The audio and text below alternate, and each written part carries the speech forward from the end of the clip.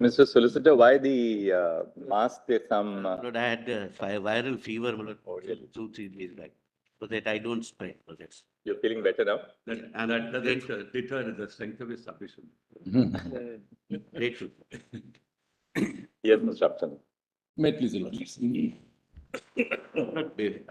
Lord, if your lordship gives me 5 minutes before my learned friend starts, Yes. possibly the controversy can be narrowed down. Lord, the learned AG and my lord submissions are going to be that the view of Justice S.C. Agrawal is the correct view. Lord, there are two aspects to it.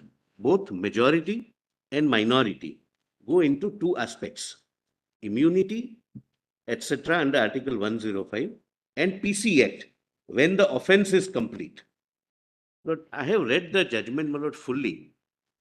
Irrespective of the 105, the contours of immunity, privileges, etc., both come to the conclusion that the offence is complete the moment there is an offer for bribe and you accept the bribe. That was the statutory position prior to the amendment of the PC Act in 2017 and even thereafter. Narasimha Rao judgment is prior to 2017. It was amended thereafter in 2017. That is the position. The offence of bribery is complete when I offer money to a member of parliament or a member of assembly, he accepts. Then whether he performs the part of his bargain inside the house or not has nothing to do with the criminality attached. So essentially, my lord, in my respectful submission, it's more a question of interpretation of PC Act rather than, my lord, 105. But the further question as to whether there is immunity still survives. Whether it extends or not. No, my lord, if Whether, if, because our court has held, the majority held, that irrespective of the criminality, immunity attaches. And the only exception they made was to a person who does not fulfill their part of the bargain, because they said that the words used in 105 are, it's in the past tense. yes, Vote given or speech made. So they said if there's no vote cast or no speech made, though the bribe was taken, then there is no immunity. That's why Mr. Ajit Singh had to stand the prosecution. correct. But, my lord, my respectful So submission. we'll have to ultimately deal with the issue of immunity as well, No, my lord. as to whether they are right on the broader immunity. And what we have to do is this: since we are sitting as a bench of 7, we need not look at in all the circumstances what is the extent of the immunity enjoyed. We have to decide a very narrow issue. Can immunity attach when there is an element of criminality? That's Correct. But only, my lord, it's ultimately my lord's call. But suppose, my lord, the performance of the part of the bargain by the elected member is not relevant. Whether he voted or he did not vote, whether he spoke or did not speak, it may not have relevance because the offence is committed outside the house. Then the privilege, my lord, question may not arise.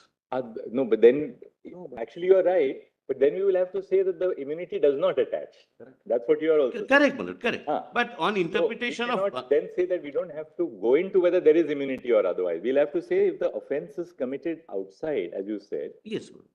then there's no question of the immunity attaching under 105. Correct. Therefore, immunity can never attach where there's an element of criminality. Therefore, the respectful submission is the interpretation of PCA may be more relevant than 105. That's how we approach it. Actually, you're right. But it's good now. The controversy really narrows down because you're also of the view that the view of Justice Agarwal, Yeah, yes, my lord. speaking for two judges, is a more correct view because Yes, there my lord. was- you had Someone Justice, takes a bribe Bharucha and outside Justice the house, Anand. my lord, and claim immunity. Justice Bharucha and Justice Anand on the other side, and Justice Ray agreed with them on this issue of immunity, and that's how it became a majority of 3. I mean, that takes us to a narrow question of a nexus. But we will like even on the question of immunity. So there is now a fair degree of commonality and understanding. We'd like you to assist the court because I mean all your research and your the vision of lawyers on both sides will assist us to frame it properly ultimately. My lord, the only worry, and I'll be very, my lord, very candid, my lord, because of facts of bribery, etc. 105 may not be revisited except in case of bribery. Yes, yes. The Raja Rampal line of judgments, etc. What are the contours? Solicitor, you are entirely right, because we should not be entering on issues which don't strictly arise before us, because the law has evolved in our country by very interstitial steps. You know, there has been some relaxation from, the in-race, the UP case, Yeah. then finally Raja Rampal, then we have followed Raja Rampal. So we'll not revisit that, though we are in a bench of 7, except on the issue of bribery, what arises. That's all. Right. In Well, fact, because our, in that case, my lord, the submission would be that inside the house, the legislature would have as much independence as it has, as much, my lord, like, my lord, any other organ of the state. Absolutely, there's no doubt about it. The whole purpose was to encourage free speech, speech. have an unrestrained dialogue in parliament and in the state legislatures. And that we must preserve. It's a very important part of our nation, the legislature, both in the union and in the states. and, we are not to be heard saying that bribery is condonable. No, May I start, Millets, Yes, yes. with a request and a promise, Millets. The request is that if the ambient temperature is increased a little bit, Millets, because we are freezing, we promise to be cool in our arguments, Millets. Yes, I'll just tell them. Lordship, please. Go ahead. Millets, only for the benefit of Justice Narasimha and Justice Sanjay Kumar, who were not there on the previous occasion, just a few lines of introduction and then I get straight into the matter, Millets. This, Millets, is a regular criminal appeal arising out of a judgment of the Jharkhand High Court declining to quash prosecution against the appellant, who is being prosecuted under Millets, relevant provisions of the Prevention of Corruption Act and the Indian Penal Code for the alleged offense of taking a bribe to vote in a Rajya Sabha election. The appellant was at the relevant time a sitting MLA of Jharkhand. She's alleged to have taken a bribe from an independent candidate to vote for him rather than for her party candidate. But in the event, the vote was actually for her party candidate, because that comes out in the open voting. Then there were complaints that election was countermanded. There was a fresh election.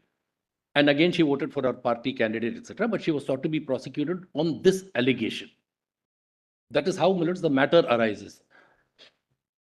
The Lordships are, of course, not concerned with the merits of the appeal just now. I have, in my written submission, Millets, Volume 1, just touched upon the merits only to indicate the nature of the controversy. And we contend, Millets, that we have a strong case on merits. The order granting bail in 2014 passes adverse observations against the CBI, Millets, and the CBI has not appealed against the order granting bail.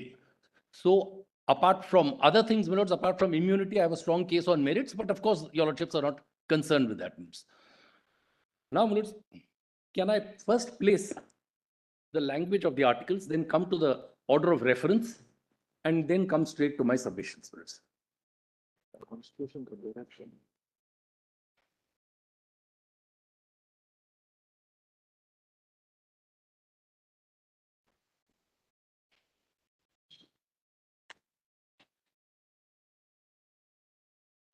I will read only 105 Millets, not corresponding 194, because they are pari materia Millets. So all my lords have got 105. 1. Subject to the provisions of this Constitution and to the rules and standing orders regulating the procedure of Parliament, there shall be freedom of speech in Parliament. So that is, Millets, subject to the provisions of the Constitution.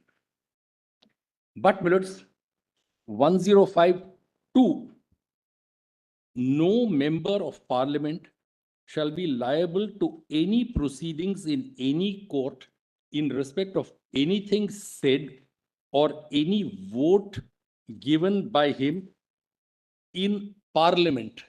Kindly note here the word Parliament, because I'm going to draw a distinction with the second part, Millets, of this provision, or any committee thereof, and no person shall be so liable in respect of the publication by or under the authority of either House of Parliament of any report, paper, votes, or proceedings.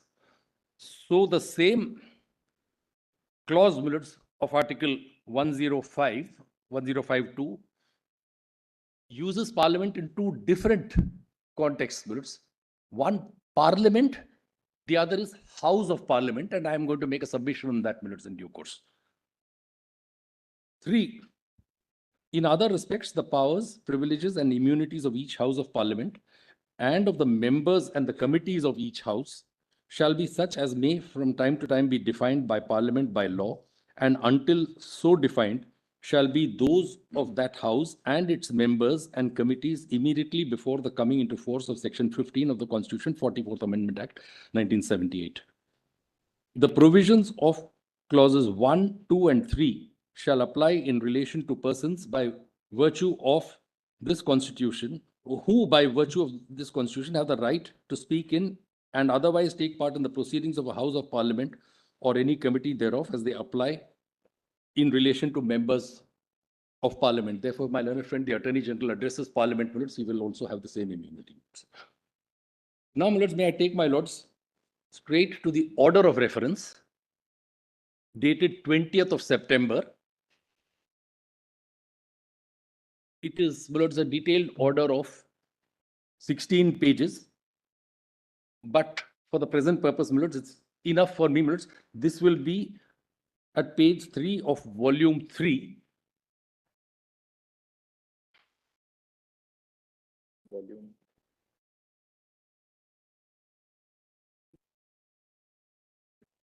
Page 3, volume 3, minutes. I'll take my lord straight to page 15, minutes, because the first part, minutes, sets out the nature of the controversy, how the Volume reference three are the was made. pleadings, right? Lordship, please, lordship. Has pleadings and orders, minutes. 28th of September. 20th to 0, minutes. One second.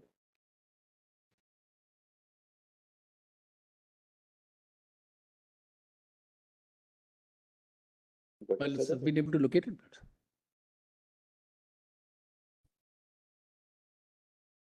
Volume. Para 24.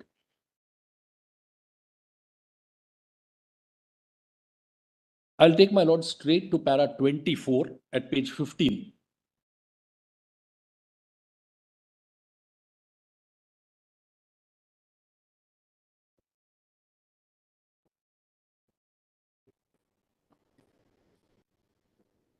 We are inclined, may I read, minutes?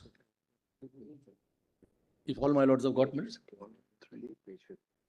My lord, the Chief Justice, minutes, where can Yeah. we are inclined to agree with the submission of the amicus curiae and Mr. Gopal Shankar Narayanan, senior counsel, that the view which has been expressed in the decision of the majority in PV Narasimha Rao requires to be reconsidered by a larger bench. Our reasons prima facie for doing so are formulated below. 1. Firstly, the interpretation of Article 1052 and the corresponding provisions of 194(2) of the Constitution must be guided by the text, context, and the object and purpose underlying the provision.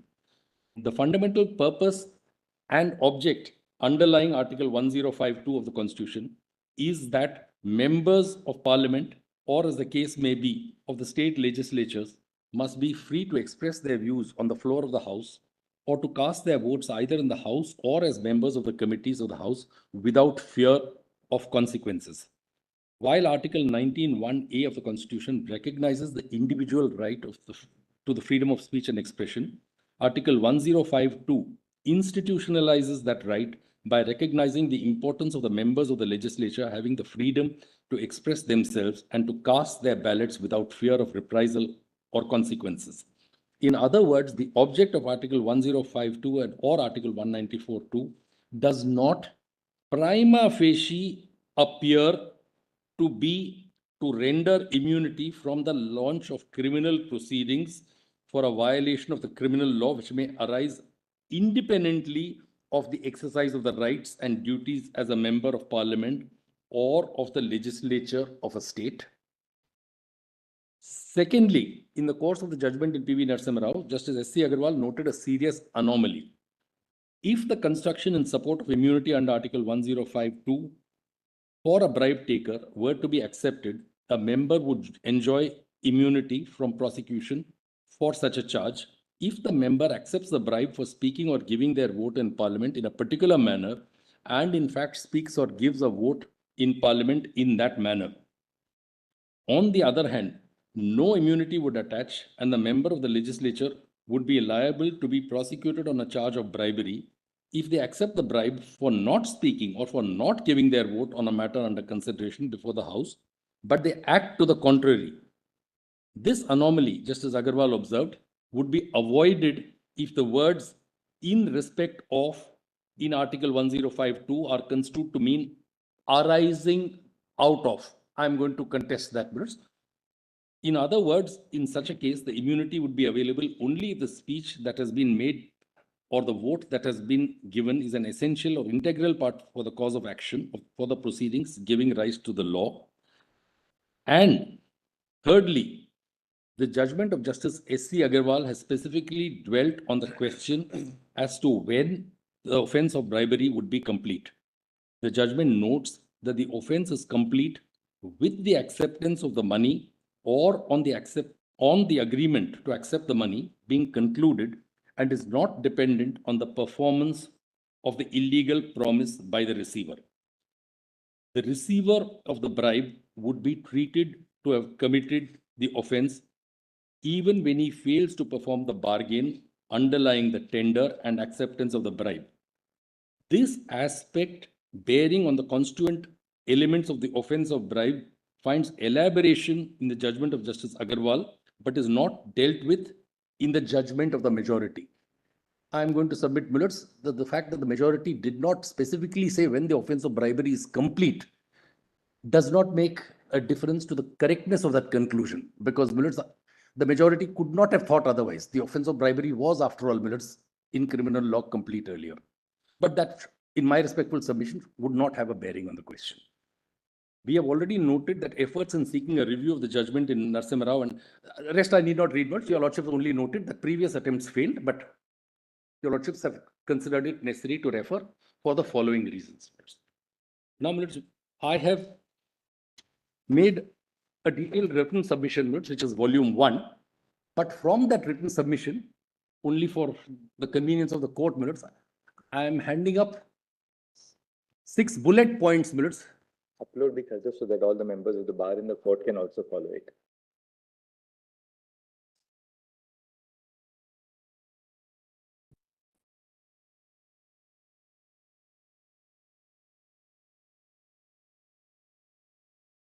Take me straight here to Keshav Mills.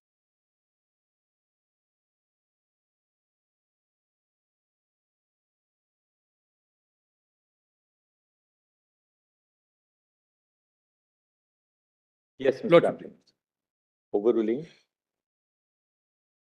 Overruling the long settled law in Narasimha Rao, in the Narasimha Rao case, is unwarranted according to the tests laid down by this honorable court for itself on the question of overturning judicial precedents.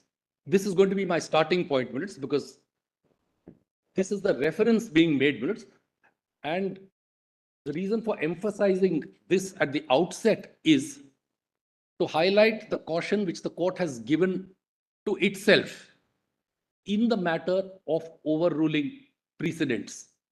So I hope, Millets, by placing these judgments at the outset, Your Lordship's decision to reconsider would be guided by these tests which have already been laid down. That's the purpose of citing these cases, Millets, at the outset. So the first, Millets,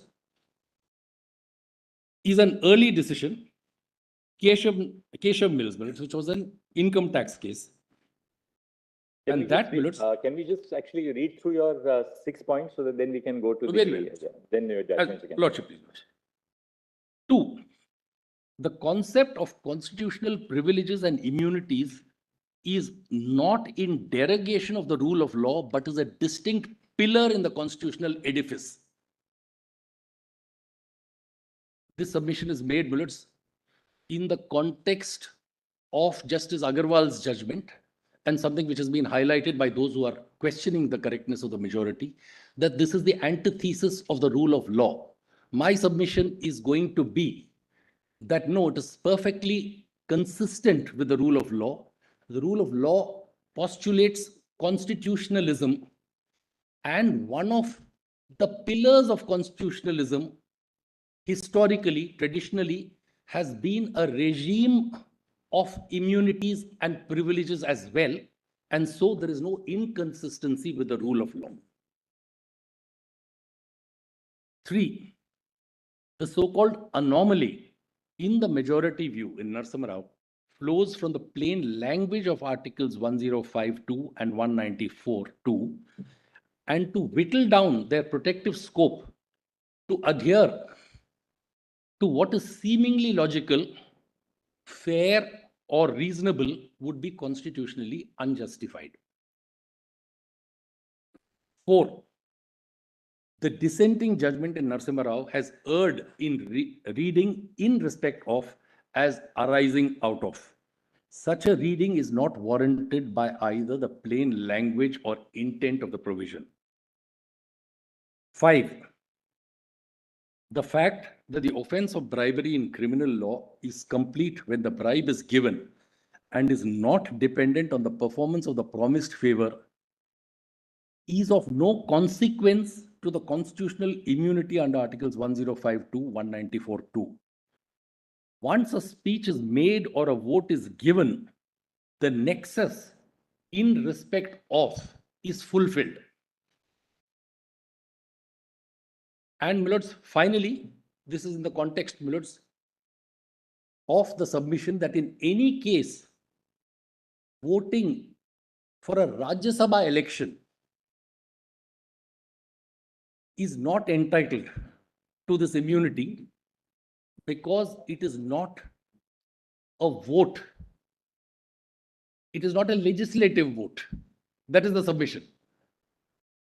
And that is where the distinction which I had drawn, my lords, I will, my lords, highlight that no, it doesn't have to be a legislative proceeding in the sense of voting in a house of the legislature.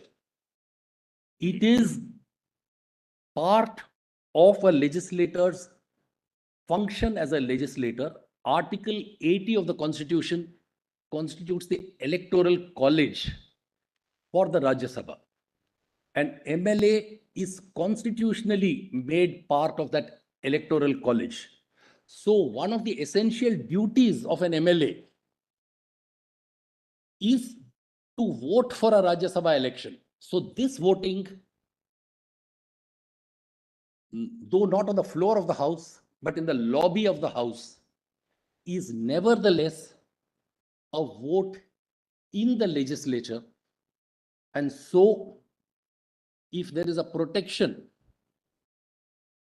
for a vote on a bill in the house, equally the protection should apply to a constitutionally mandated role of an MLA to vote in a Rajya Sabha election. Lordship, please. Whose case is it that it doesn't extend? The Attorney General's case, minutes. One of their reasons for saying that this reference is not necessary, they contended before the 5-judge bench also, was that in any case, Narasimha Rao will not apply. Lordship, please, lords. Now, my lords, can I take my lords straight to my written submission, volume 1,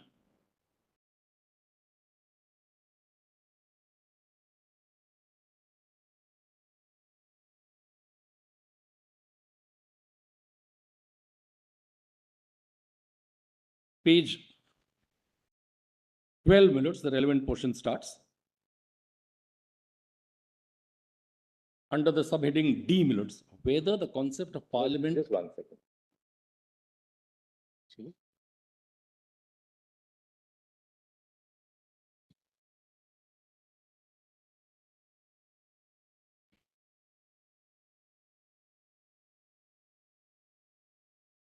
How long would you take? About an hour or so today? It will go a little beyond lunch minutes. I can't say it will be over in an hour minutes. It will go, that's my estimate minutes. a little beyond lunch, just so that we can have an assessment of everybody. We are, of course, continuing the hearing. Mr. Patwalia, as a mic is, how long will it take? Depending on how much of the judgment is read by my learned friend, about an hour, hour and a half. Actually, what we could do is we can hear Mr. Patwalia ideally after the others have argued. Wouldn't that be better? Because, we then have a complete unfolding of the case by everyone. And then as a Amicus, you can then wrap it up for us and. After him, my lord, just to give the counter view. Because Mr. Ramachandran is alone against all of us. Yes. Right, He is effectively going to be taking the burden of saying Narasimha Rao is right. right. All of you are on this side. So according to you, once Mr. Patwalia concludes, then of course we like the attorney to give us his vision because, that's it's a constitutional interpretation. Maybe we can give Patwalia a little bit more after the attorney also, so that I- the amicus. then If to the the- amicus and we Would- can complete, I also. I'm starting from here.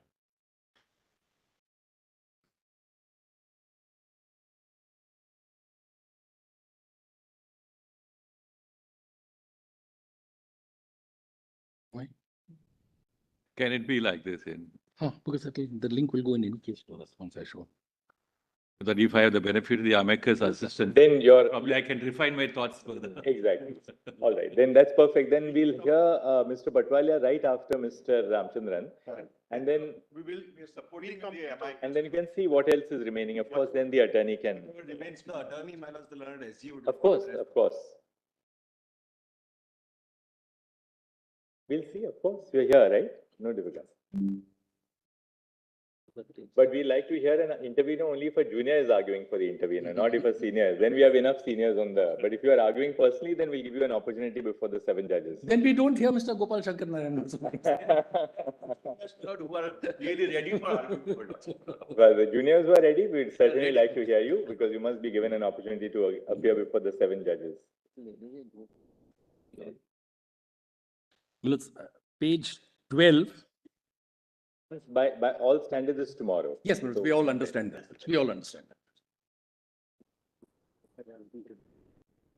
So we take the alternative list now because this matter is well and substantially now underway.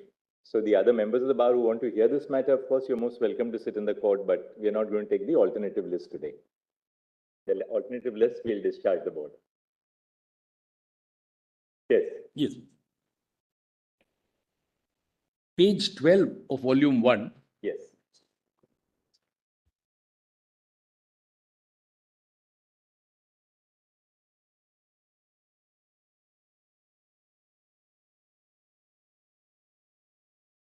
Under the heading minutes, whether the concept of parliamentary oblique legislative privilege as it stands today needs to be further refined, if not altered.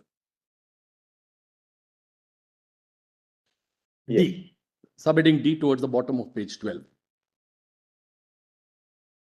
My lords have got minutes? Subpara 14. The need to further refine the already refined concept of parliamentary oblique legislative privilege may be viewed from 3 standpoints. A, the law of judicial certainty and stare decisis. B, Parliament's views on this matter. C, the unintended consequences which may arise as a result of amending the law by judicial interpretative tools.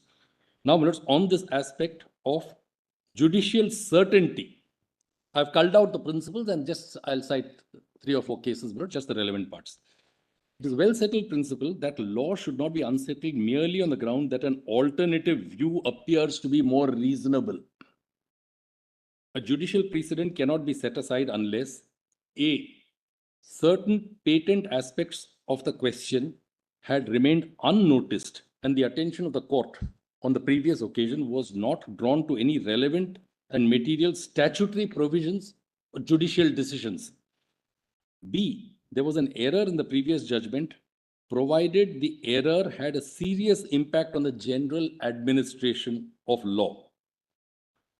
C, the previous judgment has not been consistently followed in subsequent decisions.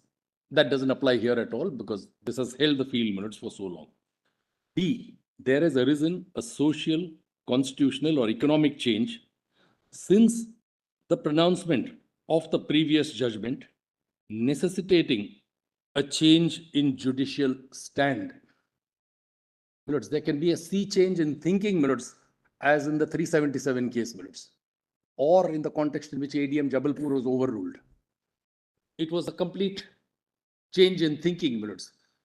There has been no such, there is no such need in this case as what I am going to submit, my lords. Since political corruption was a phenomenon very much prevalent from 1967. Ayaram and Gayaram came in 1967, my lords. It's not a recent phenomenon, my lords. Now, my lords, 3 or 4 decisions, my lords. Keshav Mills, para 23.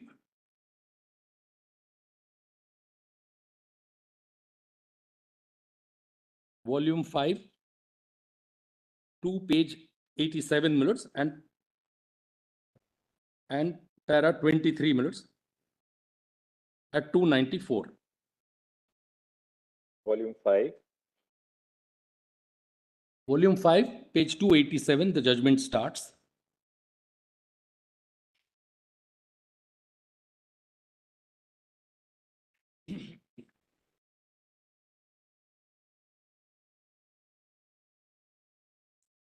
Somewhere in the middle, minutes.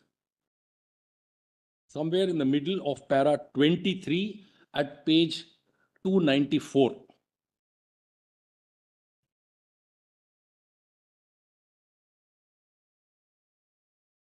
Sentence starts, minutes, but different considerations must inevitably arise, because earlier was whether you can set aside the judgment of the High Court. So obviously different considerations apply, but different consideration must inevitably arise where a previous decision of this court has taken a particular view.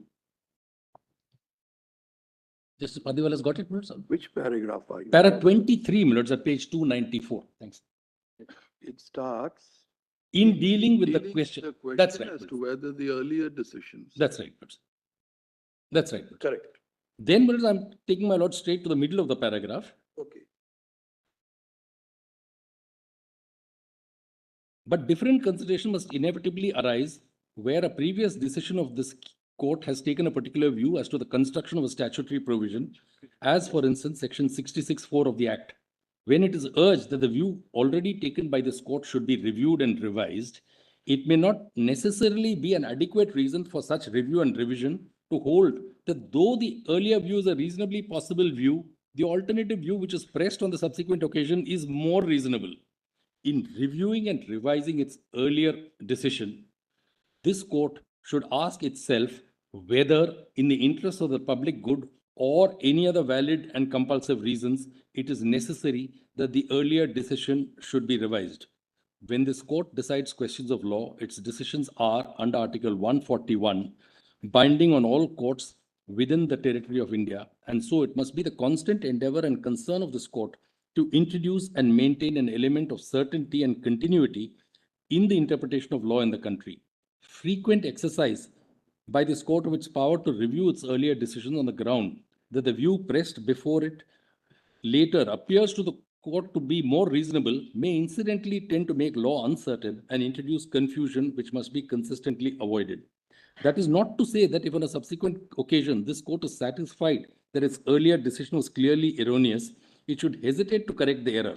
But before a previous decision is pronounced to be plainly erroneous, this court must be satisfied with a fair amount of unanimity among its members that a revision of the said view is fully justified.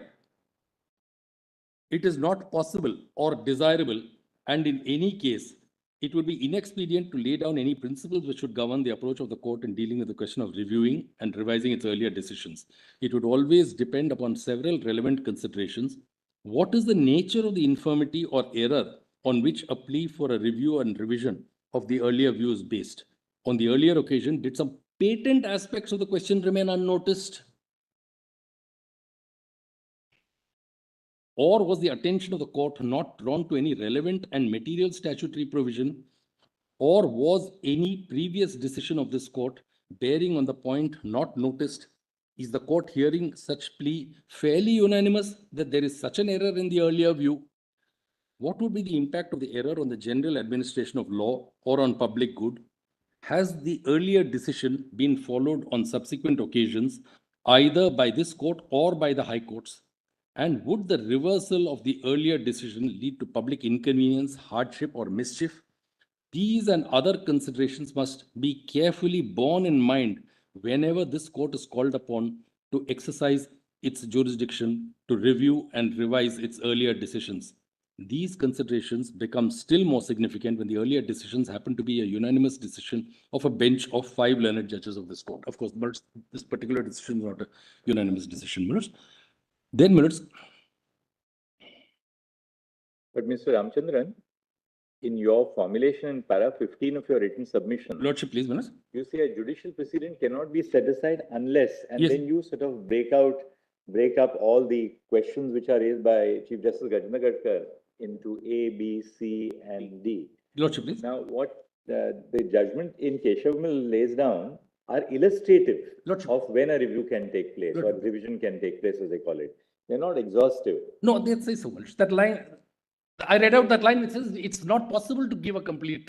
Yes, Manoj. And above all, they emphasize the aspect of public good. Lordship, What please, is Manoj. it for the polity? I bow to that, Manoj.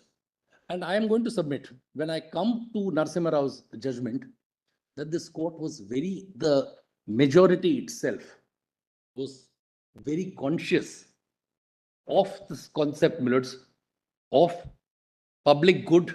And that's why, in spite of our sense of indignation, as the expression used, it is not that the court was oblivious of that. Rule of law was, after all, Millets, and is always an overarching consideration when this court decides any constitutional issue, Millets. There's nothing which the court lost sight of, but the court weighed and then preferred the view which the court felt the plain language of the constitution warrants. Right. Apart from Keshav Mills, you want to cite anything? Yes, Millets, I would cite one more, Millets. The other I've given Millets, Krishan Kumar and Shankar Raju, but I'll just cite Shah Faisal, Millets, because it's more recent. That was, Millets, when the earlier 5-judge bench in the Article 370 case, Millets, a request was made to refer to 7 judges questioning Sampath Prakashan. Lordship, please. So, Millets, that I'll take my lord straight to 2485 at volume 5 is where the judgment starts, and the relevant part is at 2494.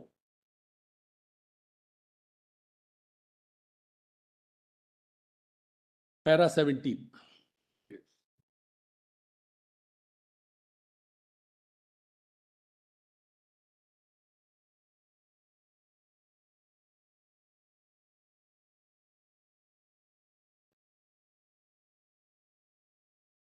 Para 17 minutes. Can I read minutes? If all my lords have got minutes. Yes. This court's jurisprudence has shown that usually the courts do not overrule the established precedents unless there is a social, constitutional, or economic change mandating such a development. The numbers themselves speak of restraint and the value this court attaches to the doctrine of precedent. This court regards the use of precedent as an indispensable bedrock upon which this court renders justice. The use of such precedents, to some extent, creates certainty upon which individuals can rely and conduct their affairs. It creates a basis for the development of the rule of law. As the Chief Justice of the Supreme Court of the United States, John Roberts, observed during his Senate confirmation hearing, it is a jolt to the legal system when you overrule a precedent. Precedent plays an important role in promoting stability and even-handedness. 18 and 19, I'll make a brief reference, minutes. 18 particularly, doctrines of precedents and stare decisis are the core values of our legal system. They form the tools which further the goal of certainty, stability, and continuity in our legal system. Arguably, judges owe a duty to the concept of certainty in law. Therefore, they often justify their holdings by relying upon established tenets of law. When a decision is rendered by this court, it acquires a reliance interest and the society organizes itself based on the present legal order. When substantial judicial time and resources are spent on references, the same should not be made in a casual or cavalier manner. We have crossed that stage, because the reference has been made. We are now on whether it should be reconsidered, this particular judgment. I won't read further from here. Now, I've dealt with one from my bullet point note. Now, 2, 3, 4, and 5, I'll be dealing with together when I place the majority and minority views in the Narasimha Rao case. All these 4 will get covered when I place that. And before I come back to my written submission,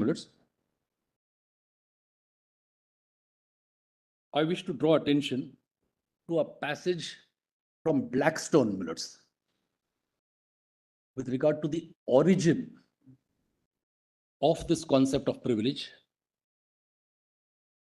and how that very thought finds reflection in Justice Bharucha's judgment. Let me take my lord straight, to volume 4, 1481. Just take it up from my submission here.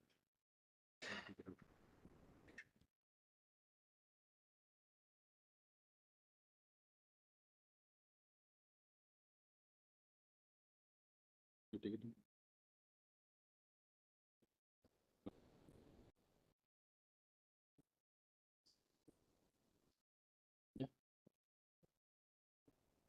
Yeah, here it is. Yes, please. Volume 4. Volume 4, at 1487.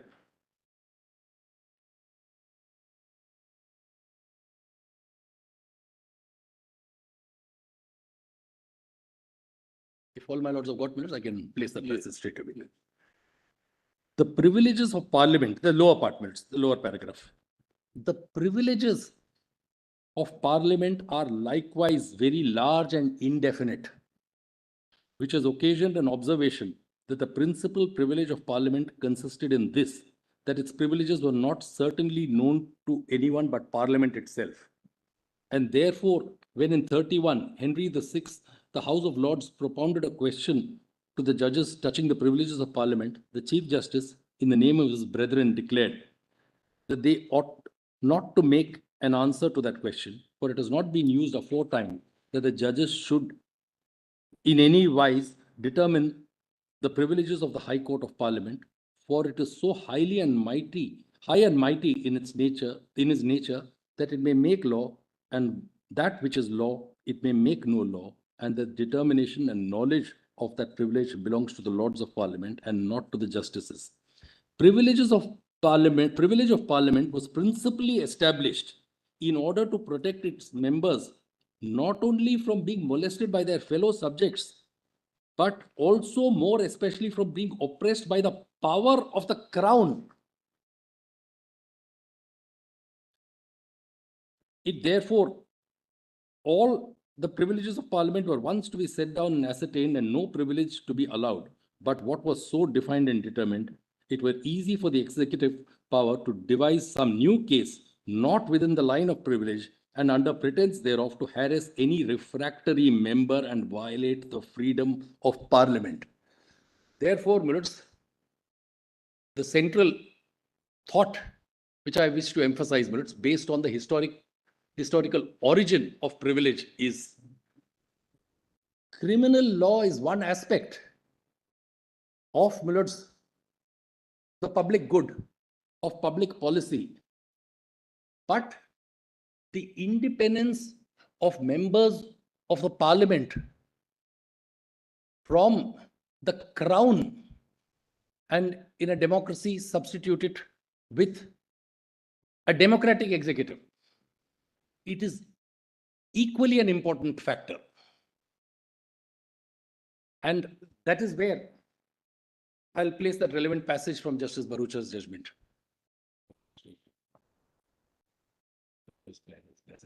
This one?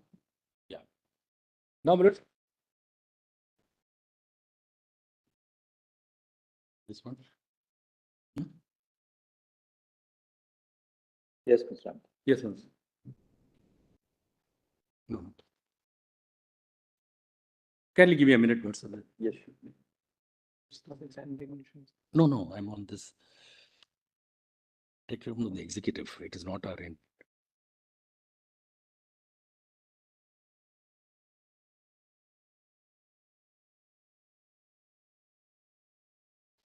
Your Lordship will just give me half a minute more, minutes. That particular line which I wanted to read at this particular point, minutes. But I may start by reading the judgment in the meantime, minutes. Para 133, volume 5, page 808. No, I will come back to that passage, but it's part of the same judgment, so I'll emphasize it. 133 onwards, minutes. Volume 5. Of Narasimha Rao, volume 5, minutes.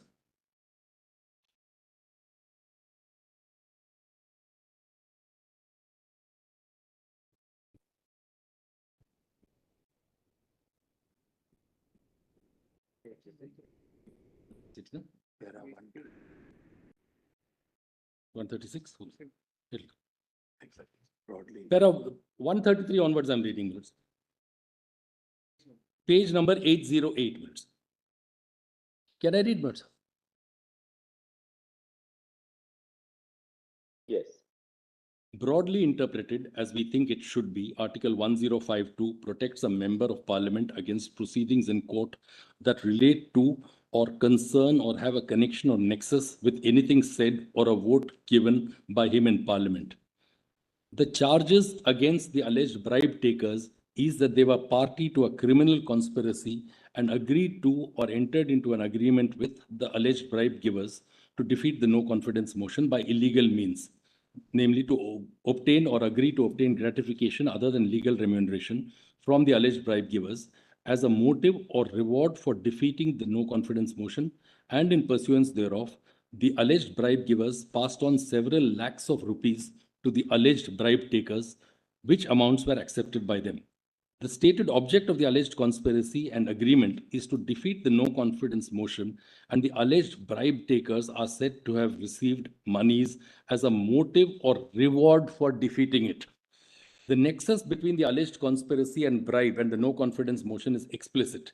The charge is that the alleged bribe takers received the bribes to secure the defeat of the no confidence motion.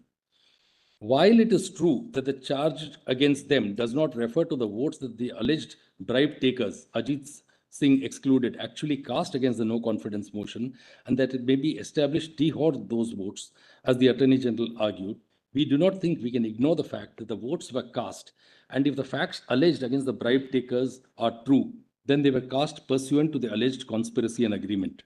It must then follow, given the expression in respect of must receive a broad meaning, that the alleged conspiracy and agreement had a nexus and were in respect of those votes, and that the proposed inquiry in the criminal proceedings is in regard to the motivation thereof. It is difficult, but this paragraph is important, minutes, in the context of Blackstone as well. It is difficult to agree with the learned Attorney General that though the words in respect of must receive a broad meaning, the protection under Article 1052 is limited to court proceedings that impugn the speech that is given or the vote that is cast or arises thereout, or that the object of the protection would be fully satisfied thereby. The object of the protection is to enable members to speak their mind in Parliament and vote in the same way, freed of the fear of being made answerable on that account in a court of law. It is not enough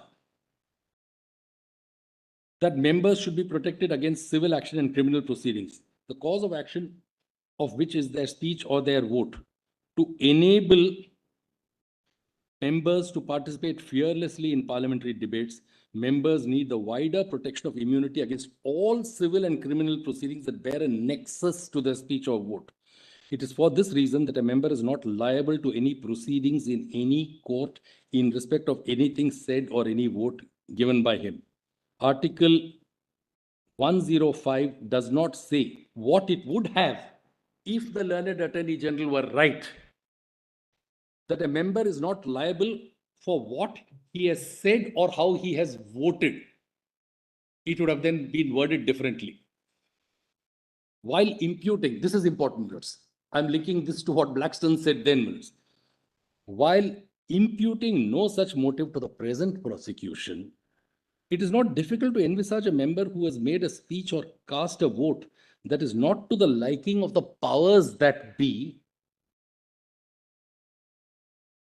being troubled by a prosecution alleging that he has been party to an agreement and conspiracy to achieve a certain result in Parliament, has been paid, achieve a result in Parliament and had been paid a bribe. Therefore, Lords, a powerful executive, whatever be the ruling party, Lords, it's a fact of political life in India today, Lords, that the law is misused. So this is an equally important consideration. If a member is to vote fearlessly, he should be free from the fear of prosecution. And therefore, it is not just, my lords, an immunity from criminal law.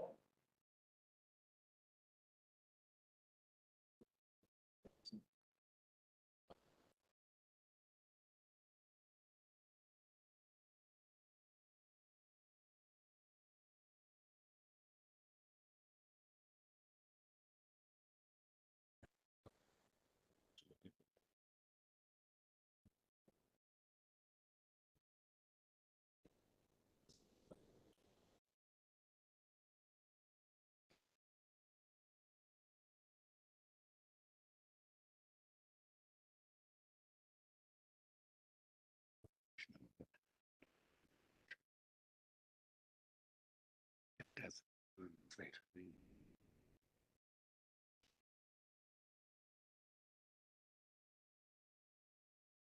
Yeah, after I finish this, I'll come there.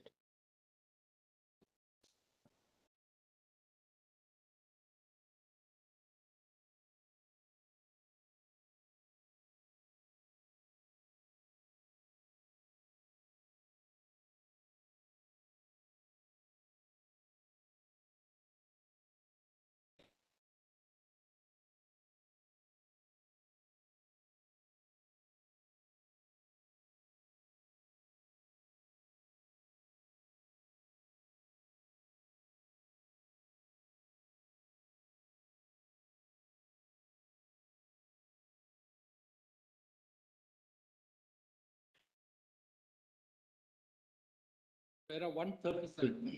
137. Yes, sir.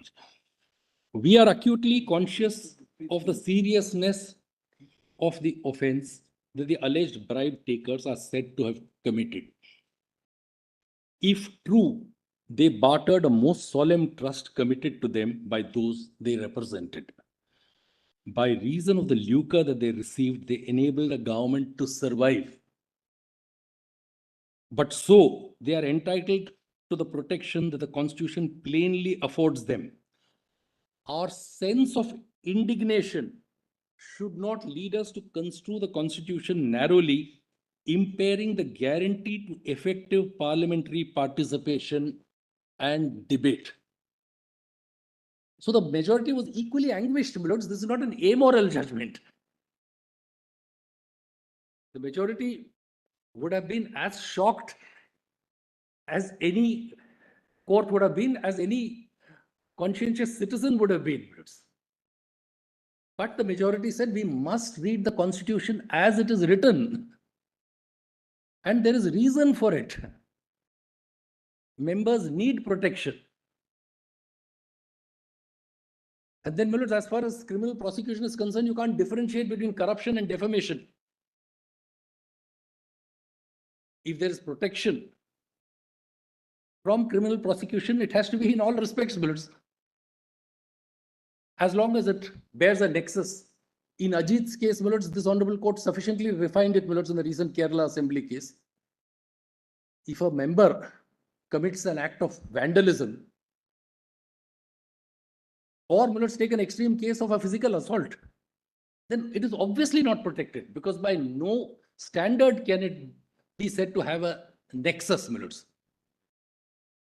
Similarly, that test may perhaps conceivably be applied to a hate speech situation on the floor of the House also, Millards, as to whether it had any nexus at all with the role of the member in the performance of his duties. But Millards, once that immunity is there, then we can't, Millards, dissect it and say corruption shocks us.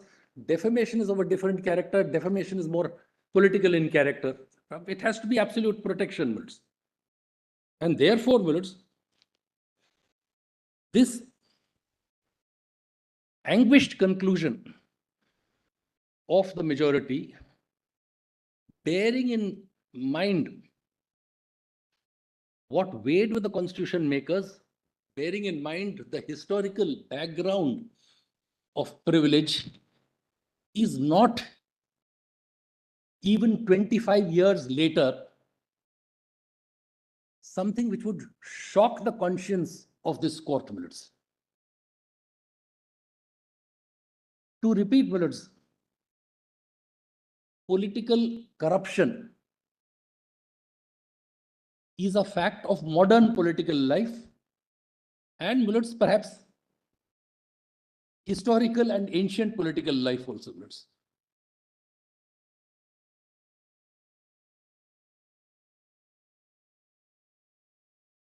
Yes. And this, and I'm going to emphasize when I come back to my written submission, Millards, it is not that the Constitution gives a complete carte blanche. After all, the privileges of Parliament are to be exercised by Parliament itself against its members.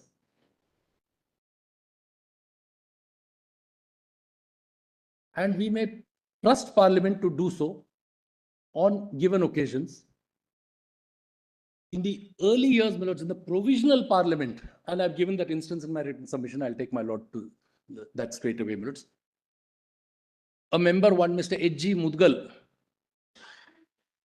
was expelled by the House for, Millards, accepting a bribe to ask a question in the House. From 1952 to Rajaram Pal in 2006, it is not that Parliament has not exercised its power.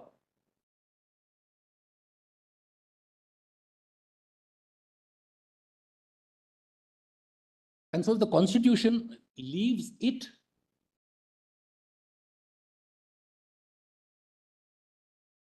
to Parliament to take care of aspects of political morality,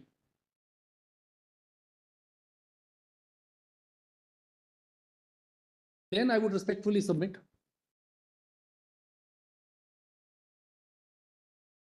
that the court, out of a sense of moral outrage, ought not to proceed further. And that is the error in Justice Agarwal's judgment, Millards, and I'm going to place that passage straight away. Justice Agarwal is conscious of the fact that the power to expel is there. But the judgment says that is not a satisfactory solution. That's the fundamental error, Millards. And I say this with great respect, that it is not for the court to find perfect solutions to all moral dilemmas, political problems, political conundrums, Millards. But The Mr. Constitution Mr. makes- Mr. Ramchandran, if you really interpret 105(2), the Justice Bharucha rejected the submission of the Attorney General based on the words in respect of. Let's look at 1052. What does it say? Yes, please. Let's go. No member of Parliament shall be liable To any proceedings to any proceedings in any court in respect of anything said or any vote given by him in Parliament or any committee thereof. So what this really means is that a member of Parliament, it says shall be liable to any proceedings. Shall be liable to means shall be answerable to or shall be held to account in any court. So once a member of Parliament has either cast a vote or has spoken they will not be answerable in any court of law, in any proceeding, for the vote which they have cast or the speech which they have made. That's all. And that dovetails with clause 1. Clause 1 begins by saying there shall be freedom of speech in Parliament. And then 2 says that freedom of speech in Parliament is protected by saying you will not be held to account in a court for a speech which you made. No court can say that, well, why did you make this speech? Or you're answerable to us as a judicial institution in respect of a speech which you made or a vote which you cast. That's the purpose. This does not really seek to implicate other aspects, such as an aspect of criminality. Now, some aspects of political morality are dealt with by the Constitution itself, in the 10th schedule, for instance. Lordship, please. case Which of a came defect. later? Which came later? Which came much later. But for instance, the 10th schedule will deal with certain aspects of political morality, namely crossing of floors, casting, acting against the whip, or a defection from the political party. But to read the words in respect of have to be construed appropriately. You're right. Normally, in respect of is not treated as a word of limitation. In respect of is always interpreted in a very broad perspective. In relation to, in respect of. But what is in respect of what? In respect of anything said or any vote given? Will this go beyond a criminal consideration underlying the speech or the vote? Of course, there is a possible view. I mean, you can't, that's why, that's why that judgment is there. Obviously, too, the majority has taken that view and we respect that view. What seems to have weighed with the majority is that if you cannot be responsible in respect of a vote given or a speech made to any court in a proceeding, then the underlying motive for the casting of the vote or the speech, whether it is criminal or otherwise, equally immune Lordship, please. from court proceedings.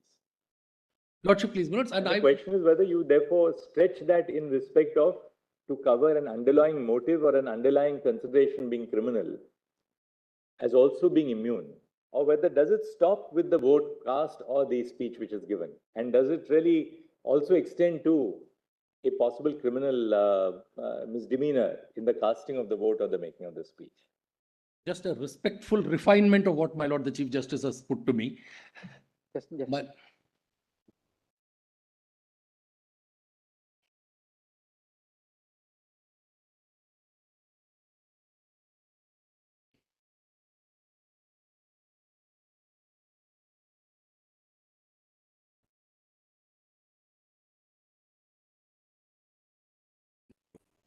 Straight away here. Show it here. You should.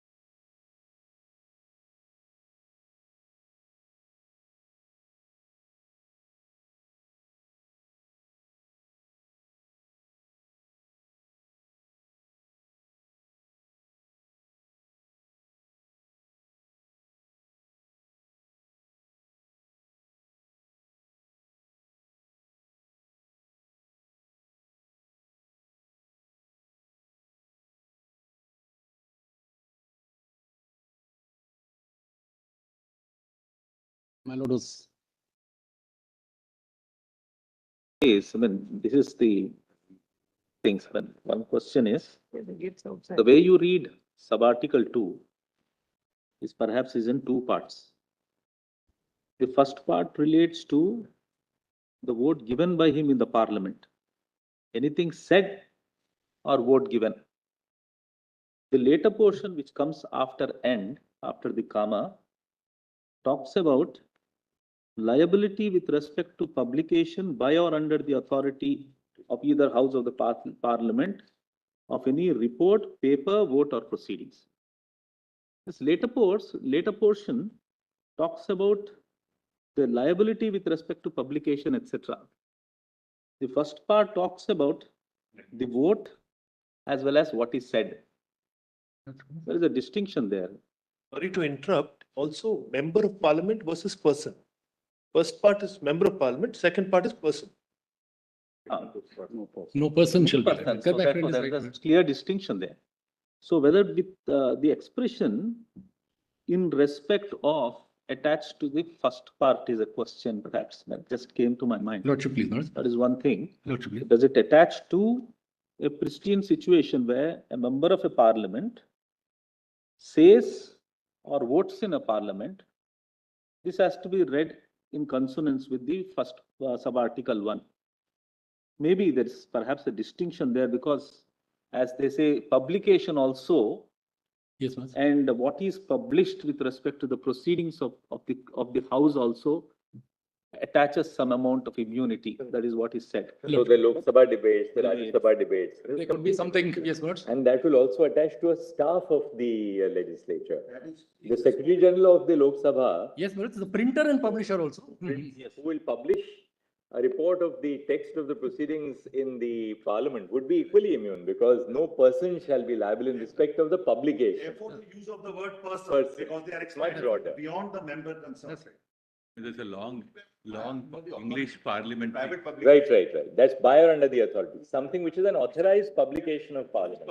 So which is that expression which connects, so to say, as the later part uses the expression in respect of, so far as the first part is concerned? Yes, Lord. That's the question.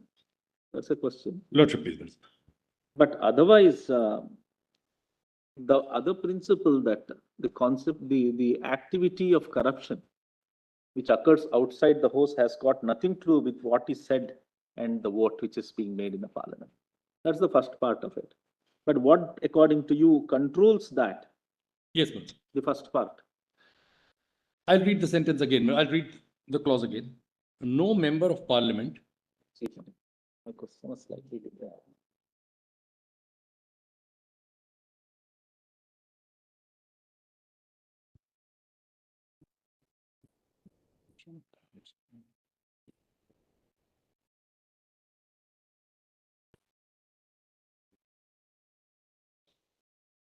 Lordship, please, Lord.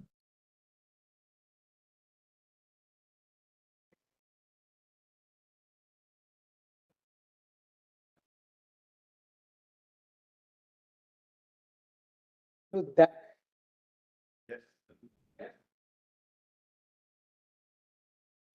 consequence of the speech made, consequence on the publication made. These are the only two conditions. Lordship, please, Lord. He doesn't- Anything happen prior. No, not That is where fixed, authorized. that is where in respect of comes for the, I'll give you one more.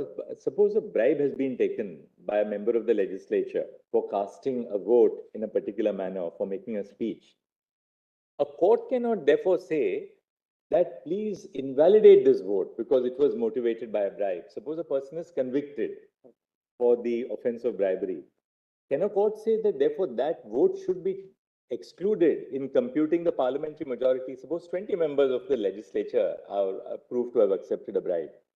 That vote is still a valid vote, Lordship, cast in favor of or against the motion. Contextualized. Clearly, it is contextualized in the first part as well as second part when they use that in respect of a vote and what is said and in respect of what is published. Lordship, please, Lord. Both are very clearly contextualized. Lordship, please, Lord. And Lords, in my respectful submission, You can't say impugn a resolution passing a legislation or passing the budget on the ground that any of the votes which were cast to pass the were finance. vitiated by a criminal wrongdoing. If that be so, if I may. But that immunity which attaches to the vote which is cast does not attach to the crime which takes place independent of the casting of the vote or the rendering of the speech. My respectful submission is,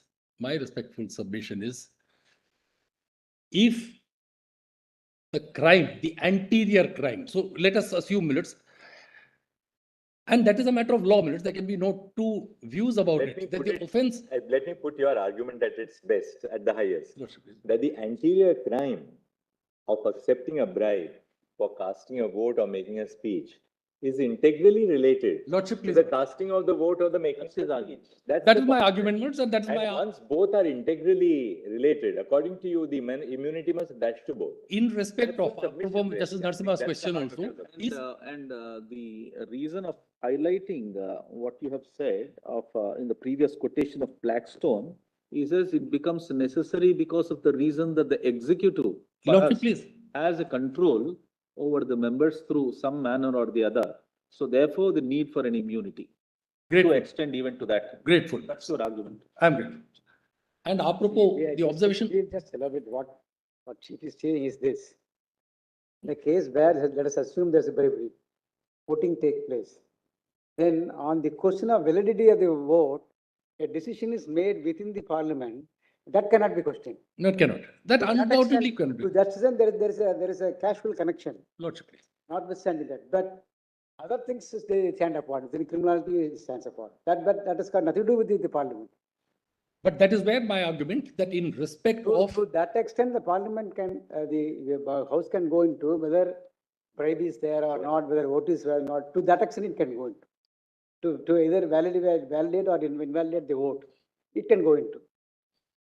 Lordship, please, Millards, but Now, in PV Narasimha Rao itself, the no confidence motion was defeated, right? yes, ma'am. The court couldn't have said that the no confidence motion has to be now, you have to be now reviewed. And we will therefore now see whether the new no confidence vote was passed or otherwise by excluding these votes of persons who had improperly voted in favor No, Millards. or against the motion. There are two things, Mr. Ramchandran, that not voting is different and voting consequences are different is one aspect of the matter.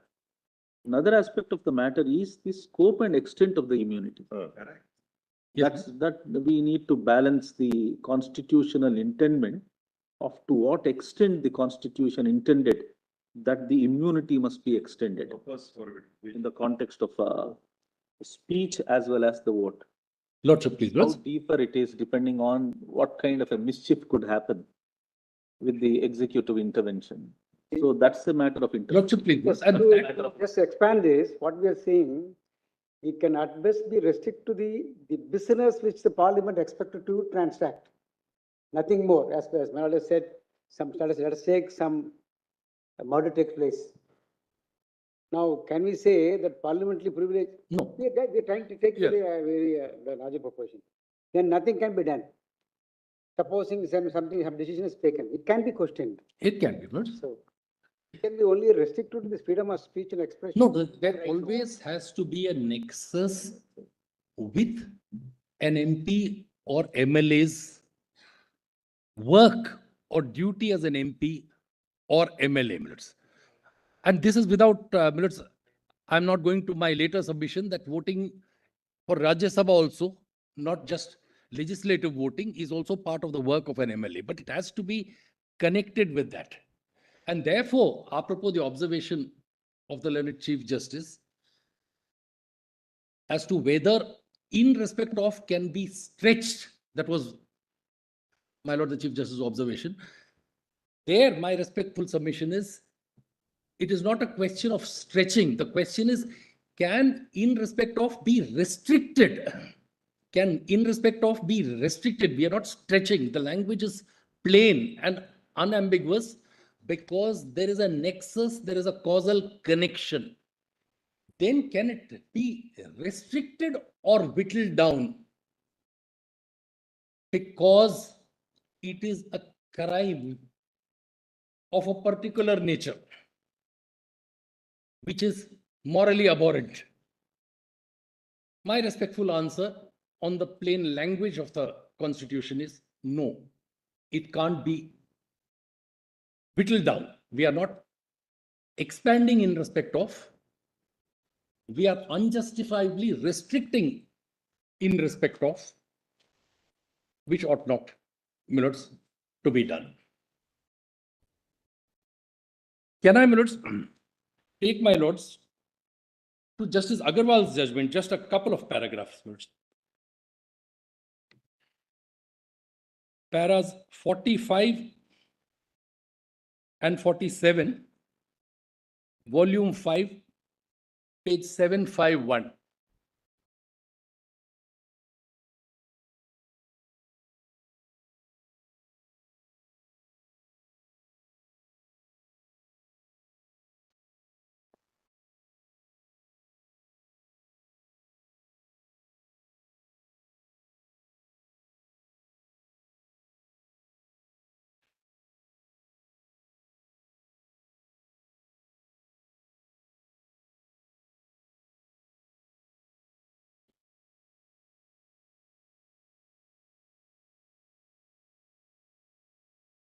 Para 47. Para 45 first, minutes. Yes. Page 751, volume 5, if all my lords have got bills. It is no doubt true that a member who is found to have accepted bribe in connection with the business of Parliament can be punished by House for contempt. But that is not a satisfactory solution. This is where, my lords, value judgment, moral judgment, etc. come in, my lords. And this is where the court has fallen into error. The minority has fallen into error. It is with respect not for the court to find a solution to what seems to be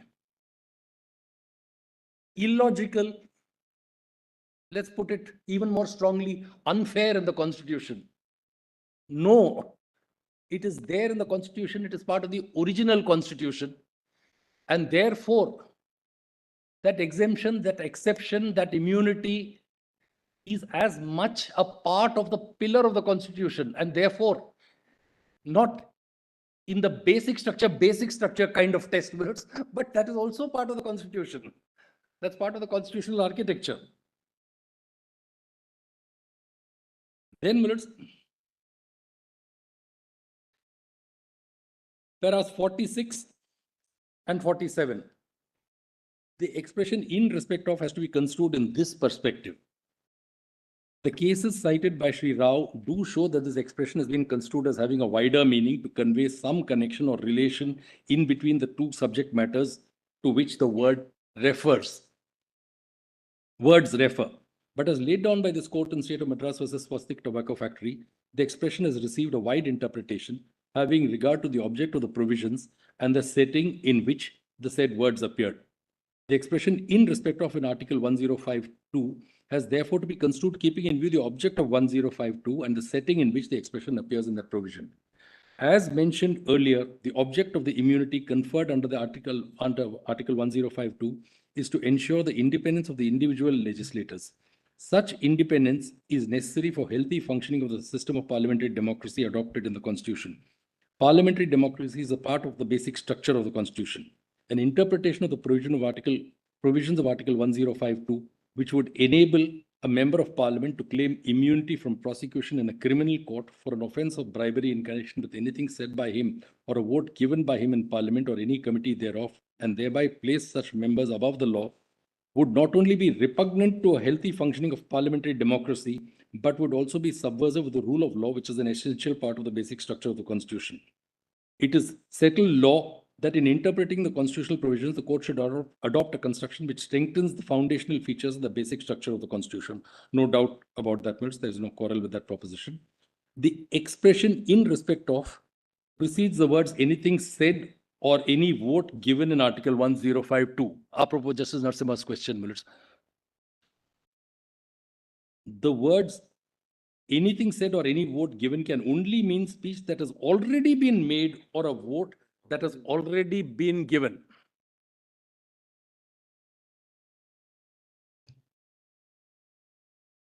The immunity from liability, therefore, comes into play only if a speech has been made or a vote has been given. The immunity would not be available in a case where a speech has not been made or a vote has not been given.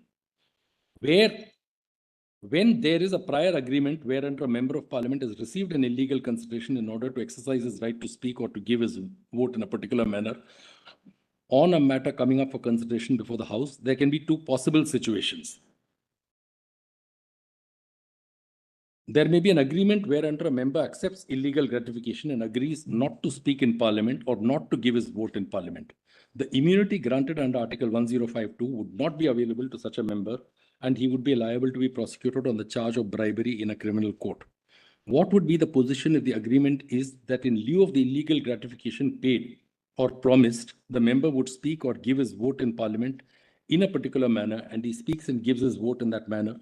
As per the wide meaning suggested by Sri Rao for the expression in respect of, the immunity for prosecution would be available to the member who has received illegal gratification under such agreement for speaking or giving his vote, and who has spoken or given his vote in parliament as per the said agreement, because such acceptance of illegal gratification has a nexus or connection with such speaking or giving of vote by that member.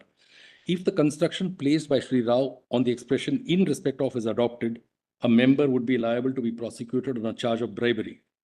If he accepts the bribe for not speaking or for not giving his vote on a matter under consideration before the House, but he would enjoy immunity from prosecution for such a charge if he accepts bribe for speaking or giving his vote in parliament in a particular manner, and he speaks or gives his vote in parliament in that manner.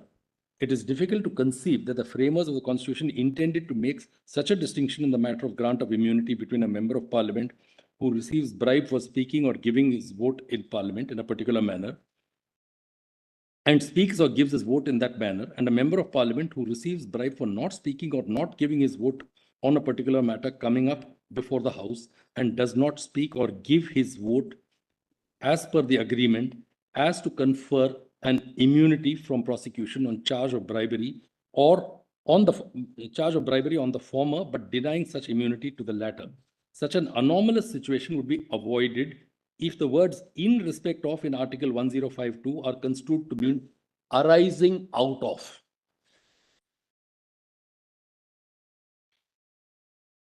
In the expression, if the expression in respect of is thus construed, the immunity conferred under Article 105(2) would be confined to liability that arises out of or is attributable to member to something that has been said or a vote that has been given by a member in parliament or a committee thereof. The immunity would be available only if the speech has been made, or the vote that has been given is an essential and integral part of the cause of action for the proceedings giving rise to the liability.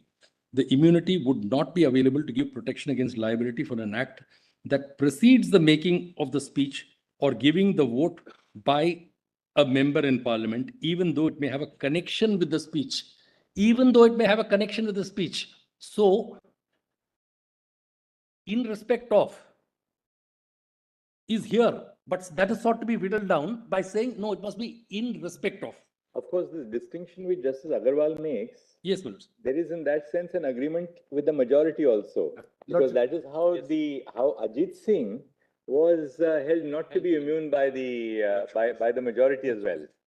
So this anomaly, so-called, I mean, the anomaly is what we have used in that the third formulation which we made in the referral order. There seems to be an agreement even with the majority, Lordship, please. because Both can be prosecuted. He doesn't leave. I think he's citing it, he's citing it as an extreme example to show the anomaly which would arise if Right. the other construction is adopted actually. that's right. He's citing it as an. And it was actually borne out by what the majority did ultimately, by holding that Mr. Ajit Singh is not immune. This is actually proved by the result which flows from the majority.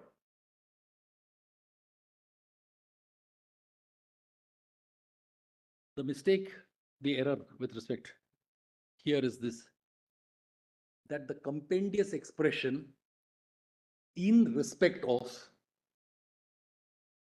is sought by this interpretation to say arising from or arising out of to something posterior and eliminate anything happening anterior. But in respect of is a wide expression which comprehends anything anterior, anything contemporaneous, and anything posterior. There is no justification whatsoever to whittle down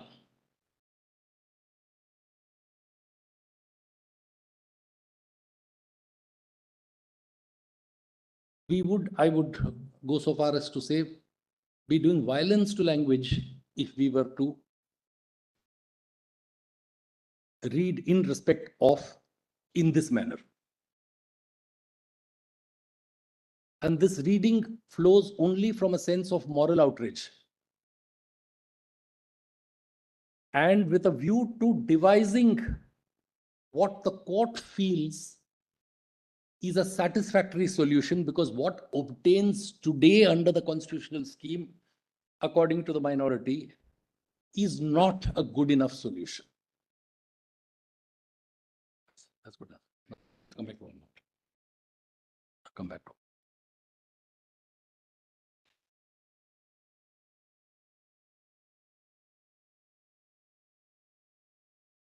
Yes. Yes, please. Can I now take my lords further to my note, volume 1, page 14. After this, no, after the concept needs to be further discussed, Parliament's view on the matter. 3 years back, you was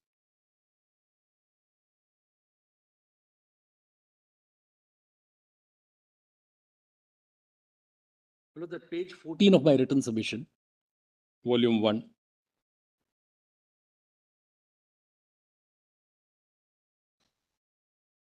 There was a recent case, Millets, concerning the Delhi Assembly and some social media, Millets.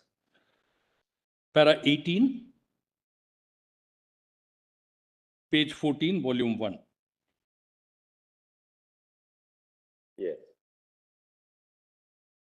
Interestingly, this honorable court, the recent case of Ajit Mohan versus Legislative Assembly, National Capital Territory of Delhi, did observe that there were divergent views among constitutional experts on whether full play must be given to the powers, privileges, and immunities of legislative bodies as originally defined in the Constitution, or is to be restricted.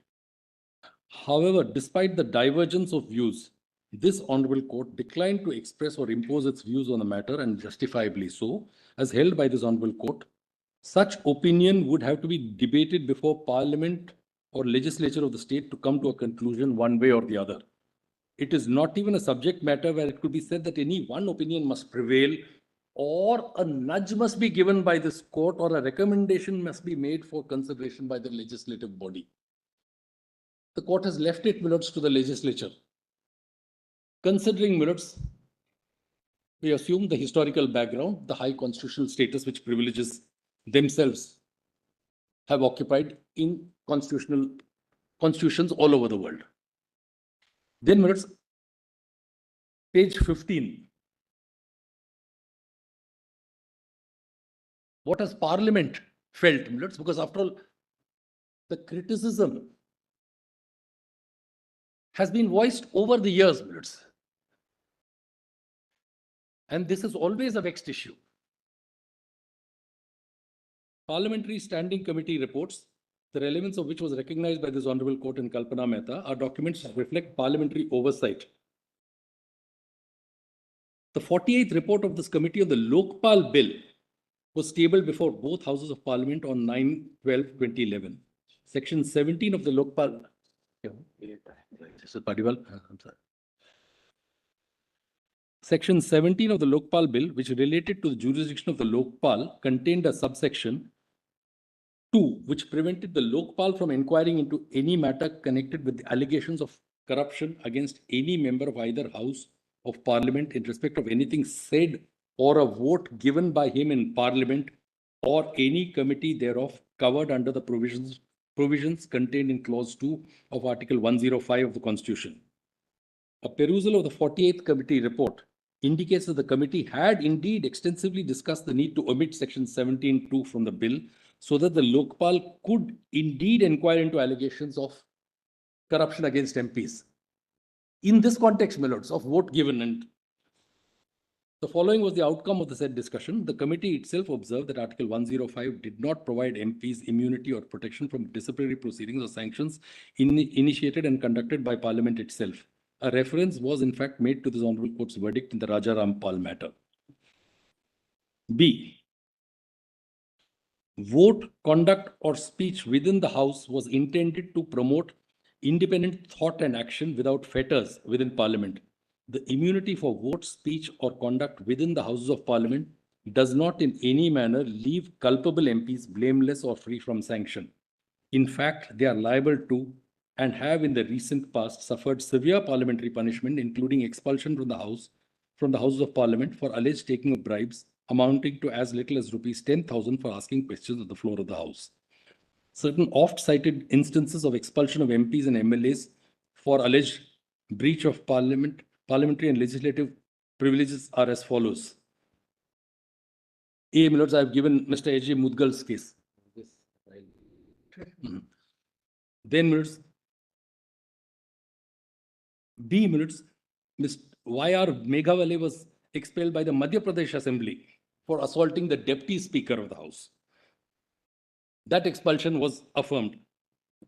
C, Mr. Subramaniam Swamy was expelled from the Rajya Sabha in the context of the events of the emergency, my lords. D, Mrs. Indira Gandhi was expelled, again in the aftermath, my lords, of that very period. Then, my lords, Raja Rampal. So there are instances. And now, my lords, I come to the next part of the submission, my lords, the unintended consequences of further refining the law.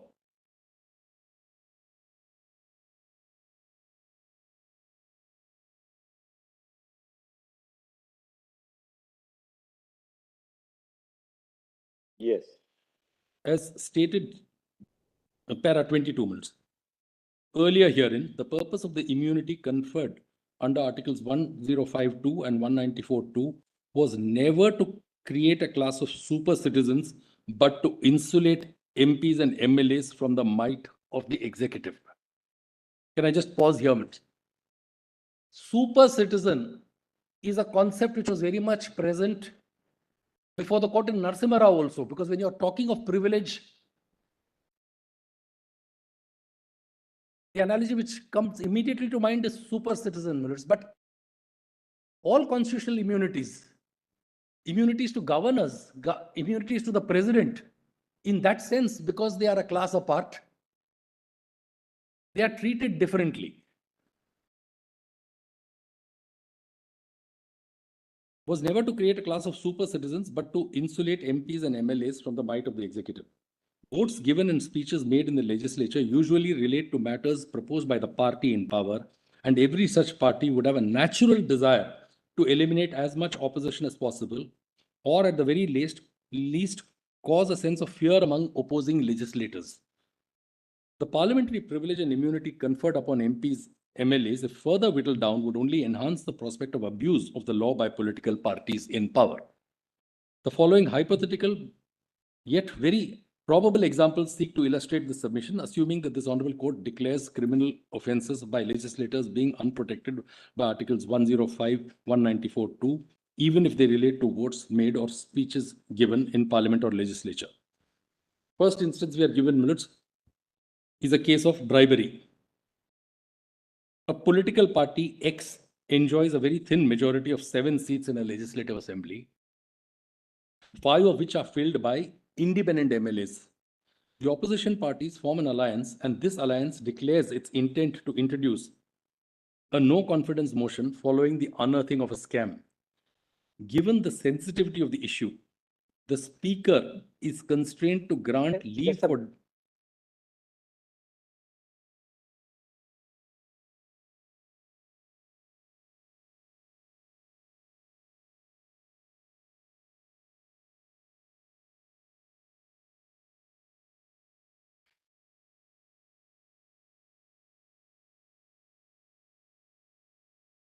Given the sensitivity of this issue, the Speaker is constrained to grant leave for discussion and voting on the motion. during the voting, 3 out of the 5 independent MLAs vote in favor of the no confidence motion, despite which X barely manages to prove its majority on the floor.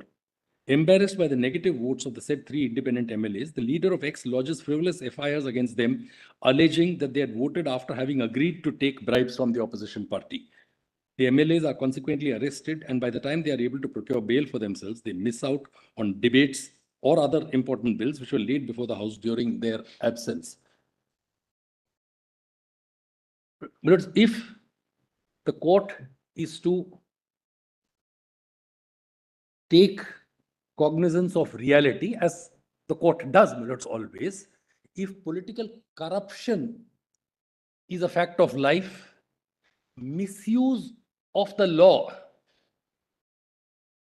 is equally a fact of life.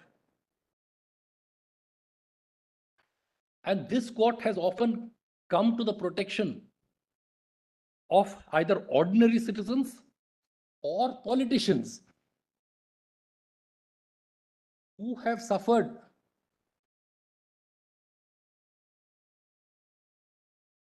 unjust prosecution, intimidation at the hands of agencies of different state governments, irrespective of their political hue. Therefore, should we grant, therefore, immunity to political corruption on the apprehension of a misuse of law? No, with respect, Millards, Because no, an apprehended misuse of law is always amenable to protection within the court. no, my submission is slightly different, Millards.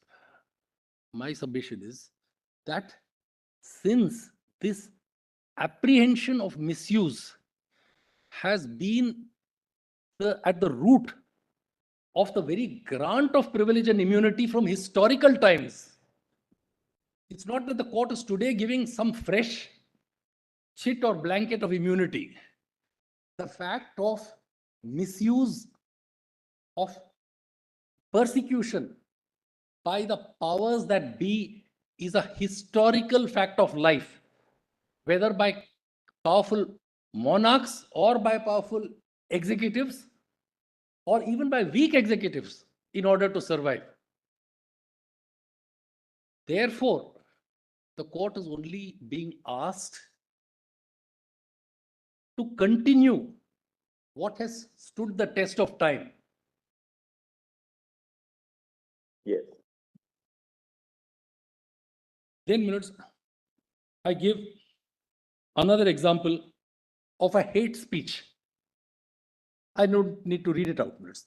There can be myriad examples, Millards.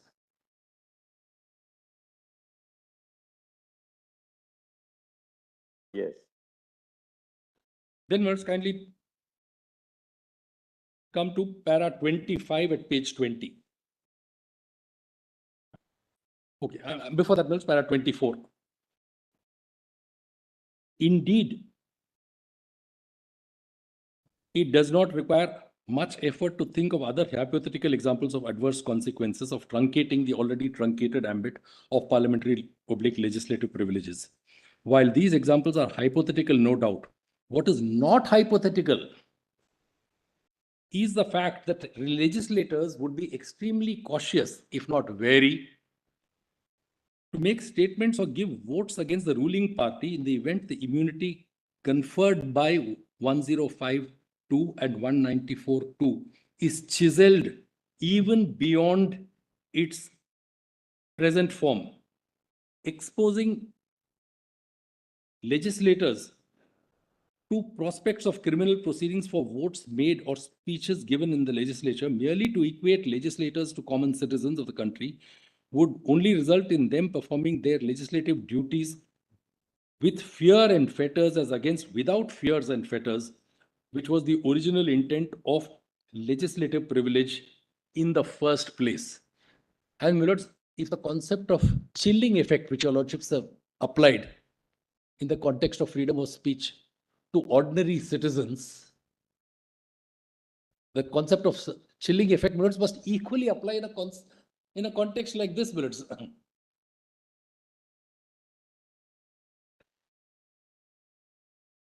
Then, Millards, para 25, under the heading, Millards, addressing the paradox within inverted commas in the P.V. Narasimha Rao judgment. One of the criticisms of the PV Narasimha Rao judgment is the paradoxical situation that it has resulted in. An alleged bribe taker who had abstained from voting was not granted immunity, while the others were, who had actually voted in favor of the bribe giver, were granted the said protection. While this paradox may, on the face of it, sound ironic based on seemingly unintelligible differentia between persons of the same class, one does not need to address the following concerns. One does need to address the following concerns before overruling the ratio of PV Narasimha Rao on this ground. Firstly, A, this paradox was a result of the reading of the very text of Article 1052, which confers immunity for a vote made or a speech given by a legislator. A vote not made or a speech not given would, even by the principle of expressio unius, stand excluded from the purview of Article 1052. Secondly, a constitutional principle resulting in a paradox does not necessarily mean that such a paradox is not constitutionally permissible. The paradox in the instant case merely results in limiting the scope of immunity conferred under Article 1052. As observed by this Honorable Court in Anuradha Bhasin, albeit in the context of a constitutional right as against a constitutional privilege, such a limitation is certainly permissible as there is no other alternative measure that may similarly achieve the mischief that Article 1052 seeks to address, that is, insulating legislators from being oppressed by the power of the Crown. Paradoxical instances are not unknown to constitutional law in any case. The very fact the right to vote is not a fundamental right, even though democracy is part of the basic structure of the Constitution, is in itself the hallmark of a constitutional paradox. Para 27. It is submitted that the majority view in PV Narasimha Rao was aware of this dichotomous result, despite which it laid down the law that it did. The reason for this is certainly not far-fetched. Setting aside a constitutional privilege merely to appeal to what seems logical, inverted commas, would indeed be antithetical to constitutional principles, particularly when setting aside the said privilege may lead to catastrophic consequences in the democratic process of the country.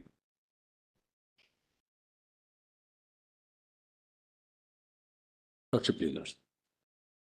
I have minutes covered 2 to 5 Yes. of my bullet points in my submission so far. Yes. Now, what remains for me is only to refute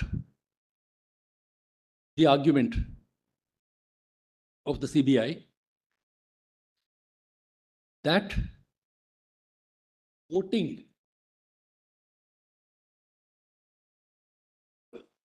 in the Rajya Sabha election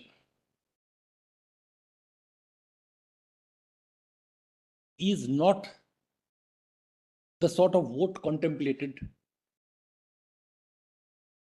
under 105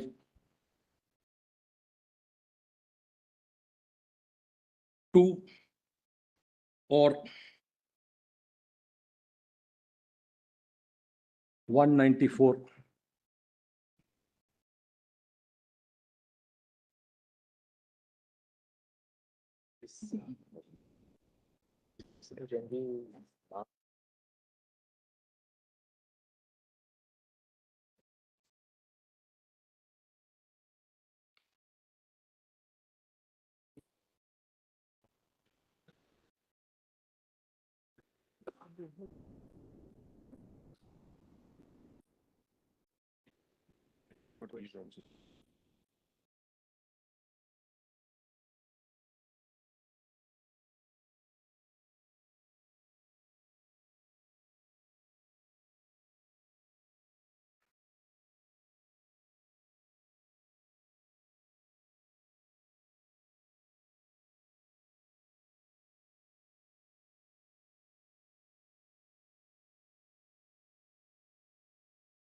Yes.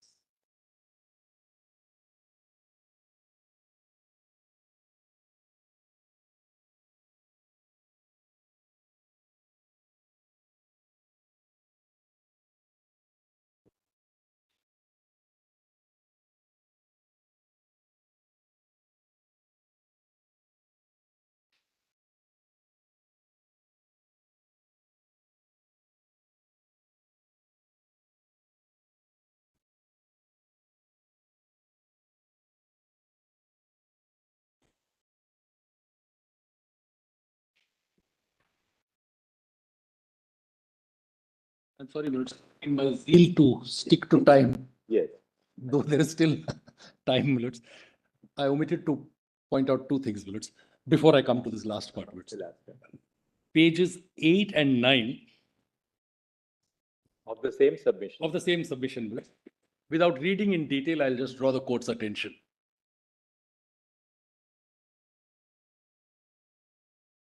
11, I'll read out. 12, I won't read out, minutes. The recent Kerala Assembly case, minutes, Yeah. where the judgment was authored by my Lord the Chief Justice, minutes.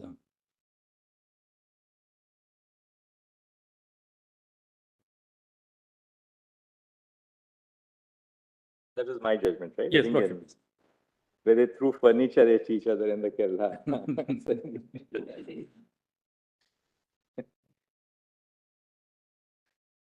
In Parliament, minutes, Caused a damage of 2,22,000. But see, I mean, constitutional principle emerges on seemingly small cases. here there was throwing millions of objects. In Central Parliament, millions, a member of Parliament brought a spray gun, millions, and sprayed pepper, millions. Parliament, millions. Bifurcation of the state. In the context of bifurcation of to the leading industrialist of the state, millions.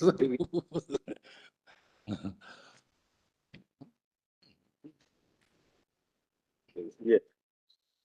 Page 8 minutes. Yes, I refer to Ajit minutes.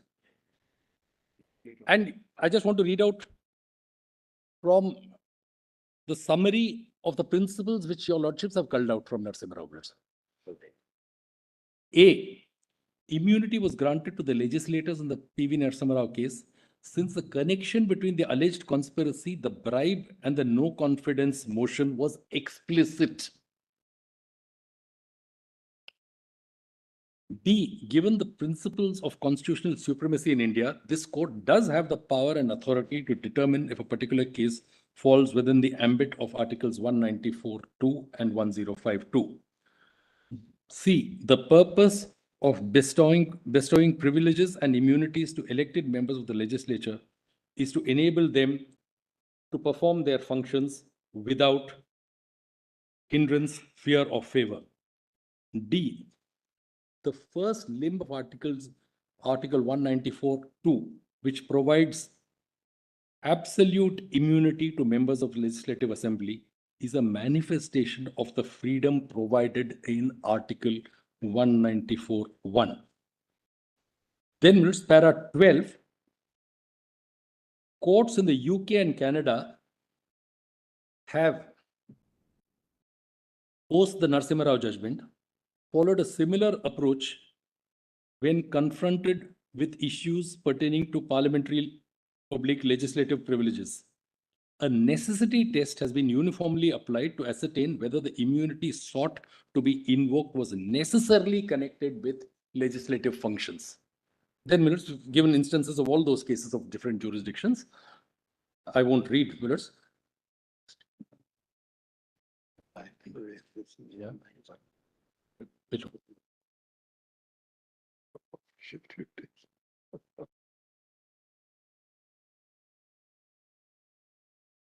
And there's only one expression, minutes, which I want to draw attention to because I plagiarized that expression, minutes, in my submission. So I just read that, minutes. Page 10, bottom. Interestingly, two learned judges, while giving a minority, held that parliamentary privilege was not an exception to the rule of law, rather a distinct pillar of the constitutional architecture. That is what, minutes, I have plagiarized, minutes, in para 2 of my bullet points. Now, minutes, finally, whether a Rajya Sabha election is different in character from voting on a bill or voting on a motion of no confidence or voting in a committee of parliament. This could be on merits. Would it really arise on the? No, this reference? it is necessary for this reason. Actually, that was because the learned attorney raised That's it. right. Would you like to then just defer it with the attorney doesn't raise it? We don't have to. In any case, no, this is answered by a separate five-judge bench in Kuldeep. No, Nayyar's I'm dealing with Kuldeep Nayyar So because therefore, I mean, if the correctness of that view is not before your, I'm just flagging it for your lordship's consideration. no. In fact, I am dealing with Kuldeep Nayyar here. Mr. Ramson, you can summarize that in 10 minutes. You've really held to time, so I'm sure we can give you those 10 minutes to look at this. This is the last point you're I making. had said beyond lunch minutes, but then Very fair, actually, and you can wrap up in 10 minutes. We'll I will, look at I it will. and then see whether to go into this later. Lordship, please note. So I'll just give the reference from my written submission and then without reading minutes, I'll make the argument. Just give me the page from my written submission. Page 22 onwards minutes. Let's read that and see how you have formulated it. Yes, minutes.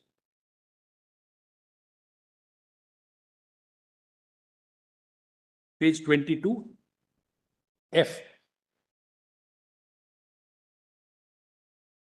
Meeting the respondent's case, whether the present case falls within the ambit of Article 194(2). And before that, Millard, I just want to draw attention to Article 80 of the Constitution, Millards.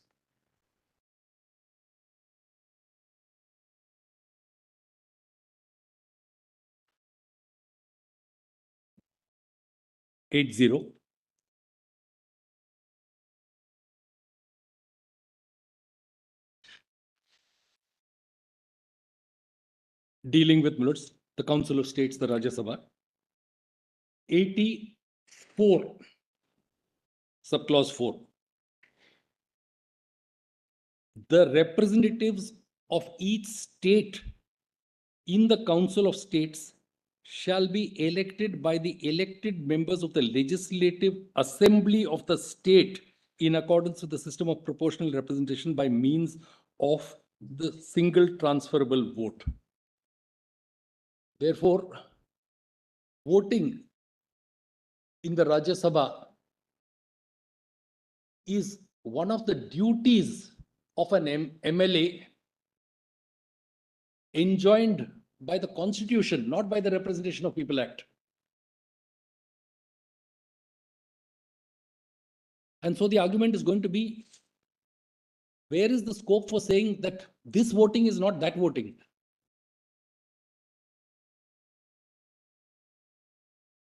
Whether it's on the floor of the house or whether it's in the adjacent lobby. And that is why the distinction which I drew while reading the language of 105 and 194 also. Legislature is used separately, House of Legislature is used separately for authorizing publication. But otherwise, legislature is a compendious term. Legislature is something which is in permanent existence as an organ of the state, just as the judiciary is in existence and the executive is in existence. So therefore, legislature doesn't mean house of the legislature. So if in his capacity as a member of a legislature, he is constitutionally enjoined to vote, then he has all the protection of Articles 105 or 194. And minutes.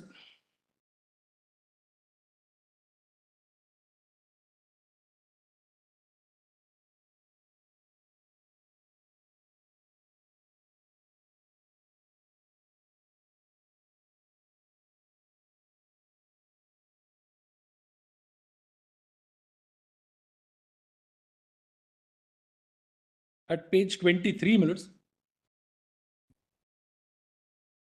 Yes. First part with para 30 and 31. Para 30, we deal with the sheer logistics of voting. It is in a lobby. In fact, this has also been, this particular vote, and we have given minutes the report of the returning officer, it is in a lobby of the state legislature. How do you divorce it from the chamber of the legislature, this voting has taken place in the Jharkhand legislature. Factually. And then, minutes, a quick comment, minutes, on the cases which they have cited. One is T.N. Sukul, where the question was whether someone who has been elected to a state assembly but has not yet taken his oath as a legislator, whether he can vote in a Rajya Sabha election. That was the question. And in that context, while holding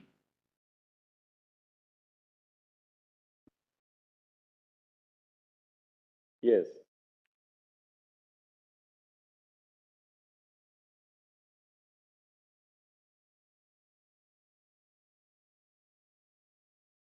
it was in that context, while holding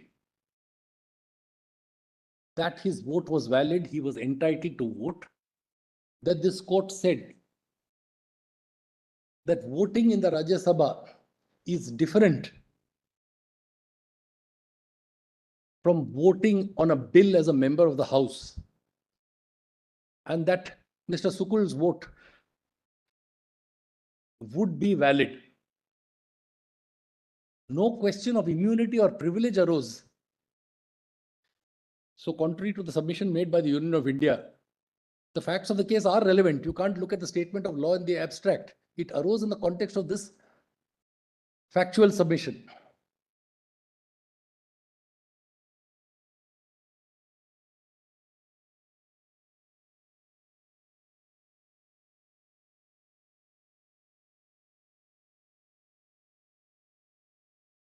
Yes. Similarly, Madhukar Jaitley's case, minutes. Facts are not clear from what is reported, minutes.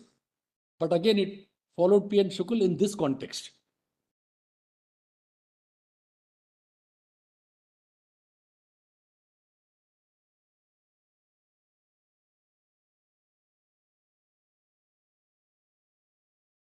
And coming, minutes, to the sheet anchor Deep Nair.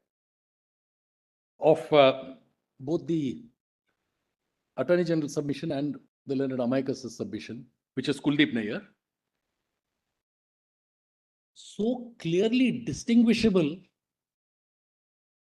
on a reading of the mere facts of the case, minutes.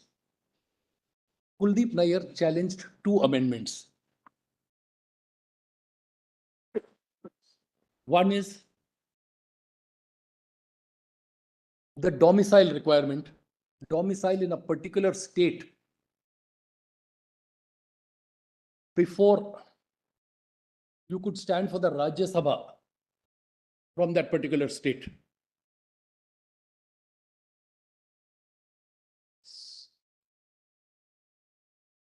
So this led to very unusual situations. It's a matter of, it's a historical fact, that a distinguished Prime Minister of this country had to be a resident of Assam to be elected to the Rajya Sabha. This amendment did away with it. First part, this Honorable Court held it to be valid. The second was with regard to the secrecy of ballot in a Rajya Sabha election. That was sought to be done away with, to do away with, or at least mitigate or reduce the evil of corruption and floor crossing, consequent floor quashing in the matter of elections to the Rajya Sabha. So, in the context of the submission, that secrecy of ballot is of the essence of voting. This Honorable Court held, while upholding that amendment, that this is not legislative voting. Voting for the Rajya Sabha, and that this amendment is valid, intended to cure a larger evil.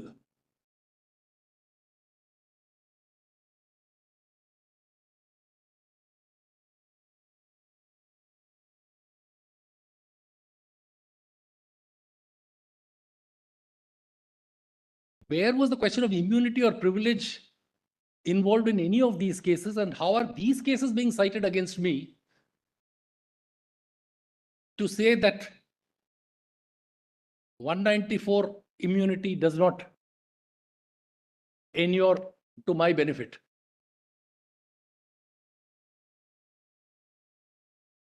So, it's completely distinguishable. But if this is to be read as a ratio of Kuldeep Nayyar, then it doesn't have to be part of the order of reference. I am before a bench of 7 learned judges, and I submit that if this is what Kuldeep Nayyar means, Willets, and says, then Kuldeep Nayyar is plainly wrong. But your lordships don't have to go to that extent, because Kuldeep Nayyar was in such an entirely different context.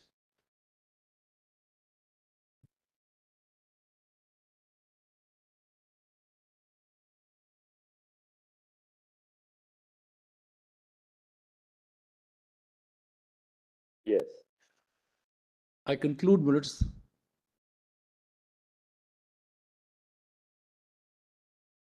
by earnestly appealing to my lords not to interfere with a carefully considered, well-reasoned judgment, a judgment which weighs the pros and cons, a judgment which is not unconscious of morality, but still gives plain effect to the words of the Constitution. No ground whatsoever has been made out for your lordships upsetting that view. I'm grateful for patient hearing. Thanks. Thank you, Mr. Ramchandran. Thank you so much, Mr. Ramchandran.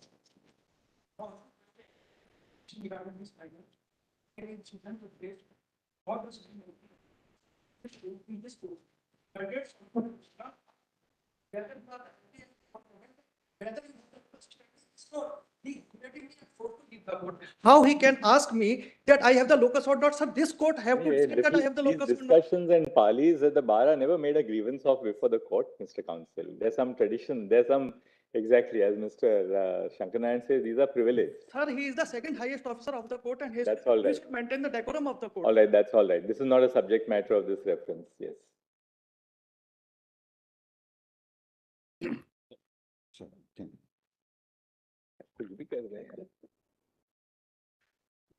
May it please your lordship.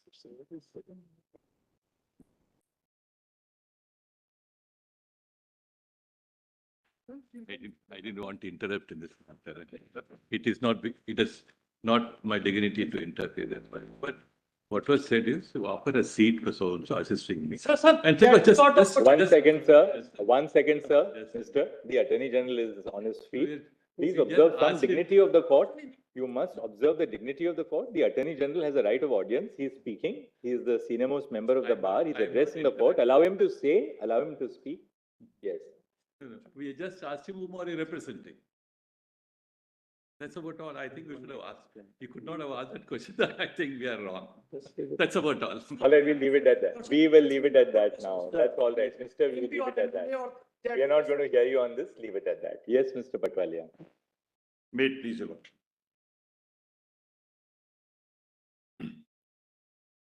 Not actually, in my respectful submission, what is really essential for your lordships to see is what is the object and what is the purpose for which this immunity has been granted under Article 105 of the Constitution. Because according to me and according to the law as I have understood it, after P.V. Narasimha Rao and even on the international arena, the object is not to give protection to an individual from ordinary criminal laws. The object instead is to protect the integrity of the legislative process by ensuring the independence of the individual legislature.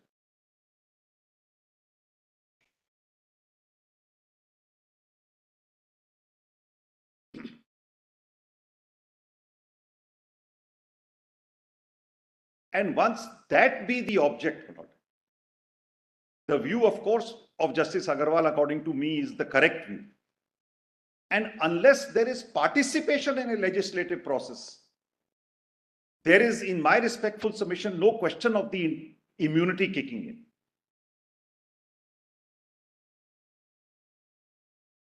And therefore, that para which was read, according to me, gives the correct enunciation of law. Now, my lord, rather than reading the object and purpose, stating in my own words, I wish to read it from K. Ajit, a judgment of your lordships. Now, I have cited the relevant paragraphs. My written submissions are in volume 2A. I have cited the relevant paragraphs in para 15 at page 16, it starts, of volume 2A. And I'm just going to read these 3-4 paragraphs, my lord, from here itself. Where is it?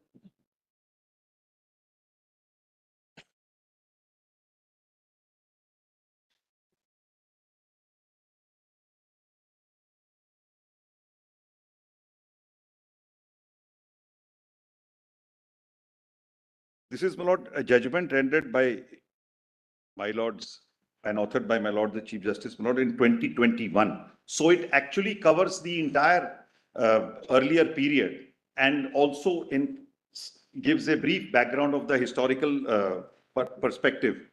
I would To come across it.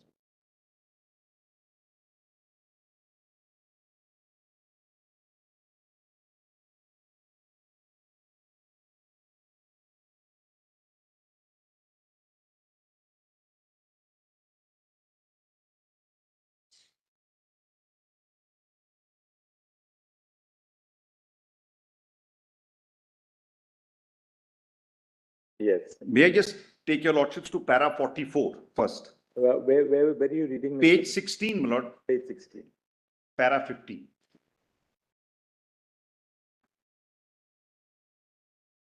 Yes. From the above cases, it is evident that a person committing a criminal offense within the precincts of the House does not hold an absolute privilege. Instead, he would possess a qualified privilege and would receive the immunity only if the action bears nexus to the effective participation of the member in the House. Then, my lord, your lordship traces the entire history of UK development of this law, tracing the history of the privileges and immunities enjoyed by members of the House of Commons. Erskine May makes a doctrinal division of the position in the UK into various phases. However, the standout feature which emerges from the privileges and immunities of the members of the House of Commons is the absence of an immunity from application of criminal law. This jurisprudential development began in Sir John Eliot, was developed by Justice Stephen in Bradlaugh and cemented by the UK Supreme Court in Charter. There is a valid rationale for this proposition. Now, this paragraph is important. The purpose of bestowing privileges and immunities to elected members of the legislature is to enable them to perform their functions without hindrance, fear, or favor. This has been emphasized by a 3-judge bench in Lokayukta Justice Ripudaman Dayal. I have quoted it separately. I'll just take your lordship there also. The oath of office which members of parliament and of the state legislatures have to subscribe requires them to bear true faith and allegiance to the Constitution of India as by law established, uphold the sovereignty and integrity of India, faithfully discharge the duty upon which they are about to enter. It is to create an environment in which they can perform their functions and discharge their duties freely that the Constitution recognizes privileges, and immunities. This is the purpose. These privileges bear a functional relationship to the discharge of functions of a legislature. They are not a mark of status which make legislatures stand on an unequal pedestal. It is of significance that though Article 19(1)(a) expressly recognizes the right to freedom of speech and expression as inhering in every citizen, both Articles 105(1) and 194(1) emphasize that there shall be freedom of speech in Parliament and in legislature of a state. In a sense, Article 19(1)(a) recognizes an individual right to the freedom of speech and expression is vested in all citizens. Article 105 and 194 speak about freedom of speech in Parliament and state legislatures, and in that context must necessarily encompass the creation of an environment in which free speech can be exercised within their precincts. The recognition that there shall be freedom of speech in Parliament and state legislature underlines the need to ensure the existence of conditions in which elected representatives can perform their duties and functions effectively. These duties and functions are as much a matter of duty and trust as they are of right inhering in the representatives who are chosen for by the people. We miss the wood for the trees if we focus on rights without corresponding duties cast upon elected representatives. Privileges and immunities are not gateways to claim exemption from general law of the land, particularly as in this case, the criminal law which governs the action of every citizen. To claim an exemption from application of criminal law would be to betray the trust which is impressed on character of elected representatives as makers and enactors of the law. The entire foundation, which is the application for withdrawal of 321, then my lord, I can leave this one.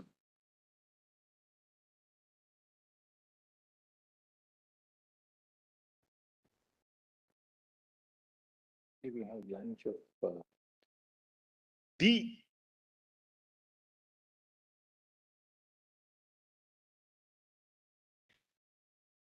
lunch. yes.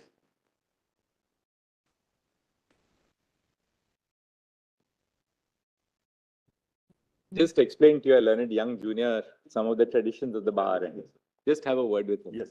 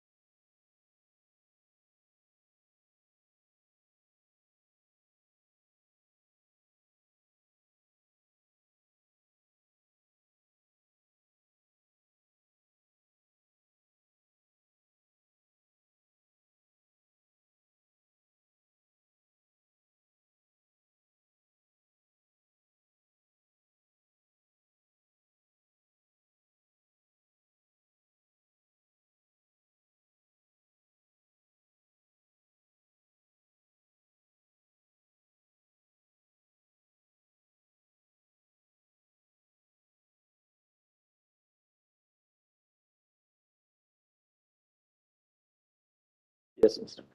So, my lord, before I actually take your lordships to the judgment in PV Narasimha Rao, because ultimately I just want to take your lordships through the majority and minority view. Yes. Just two paragraphs from the judgment in Lokayukta Justice Ripu Sudan Dayal's case. I have extracted those two paragraphs at page 13 of my written submission in para 14. This is also on the object and purpose why these privileges are there and what is the purpose they seek to achieve. Para 14 and at the bottom, I have extracted. This was a judgment, my lord, where the Lokayukta wanted to start an investigation against some members of the parliament for construction of the Vidhan Sabha, and that was challenged. And 194 was pressed into service to say that this violates the privileges which are available to members of the Vidhan Sabha. Para 49, after a detailed discussion, your lordships have ultimately culled out these conclusions, which are in para 49 and 52, actually. As rightly submitted by Mr. K.K. Venugopal, in India, there is rule of law and not of men. And thus there is primacy of laws enacted by the legislature, which do not discriminate between persons to whom such laws would apply. The laws would apply to all such persons unless the law itself makes an exception on a valid classification. No individual can claim privilege against the application of laws and liabilities fastened on commission of a prohibited act. This is one of the larger issues, as it was discussed in Raja Rampal also, my lord. That's a detailed judgment of Chief Justice Abarwal that rule of law prevails, and that is all pervasive. Now, 51. The scope of privileges enjoyed depends upon the need for privileges, why they have been provided for.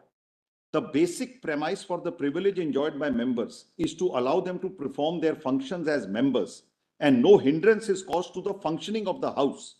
The Committee of Privileges noted the main arguments that have been advanced in favor of codification, some of which are that, well, then these are the Committee of Privileges is quoted. Actually, clause 1I are intended to be enjoyed on behalf of the people in their interest and not against the interests. Then 3I, they say that these privileges should be the barest minimum, only those necessary for functional purposes. Then if your lordship will come straight away to the page 15, para 52. It is clear that the basic concept is that privileges are those rights without which the House cannot perform its legislative function. They do not exempt members from their obligations under any statute which continues to apply to them like any other law applicable to ordinary citizens. Thus, inquiry or investigation into an allegation of corruption against some members of the Legislative Assembly cannot be said to interfere with the legislative functions of the Assembly. No one enjoys any privilege against criminal prosecution. So, my lord, these two judgments in my respectful submission also proceed in line with the minority view.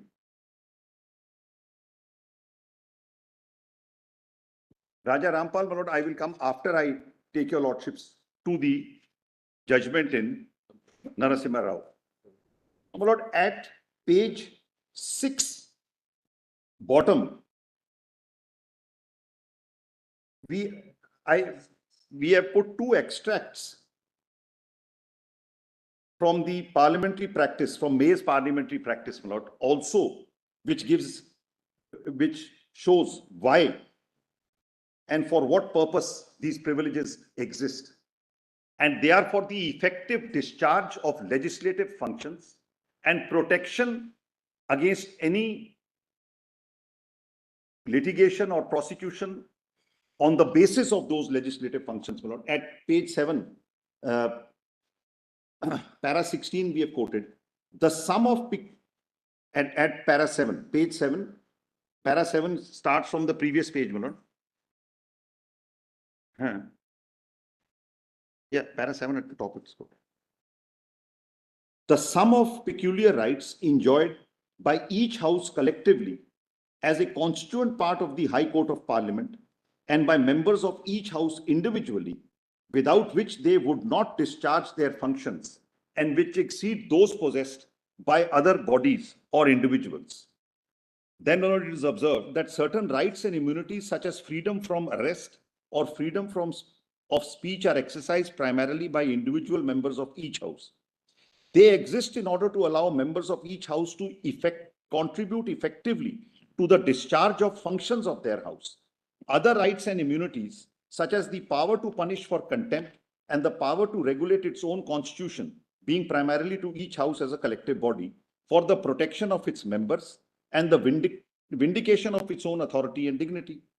Fundamentally, however, it is only as a means to effective discharge of the collective functions of the house that individual privileges are enjoyed by members. Then in the restatement of Indian law also, my lord, the same thing is stated.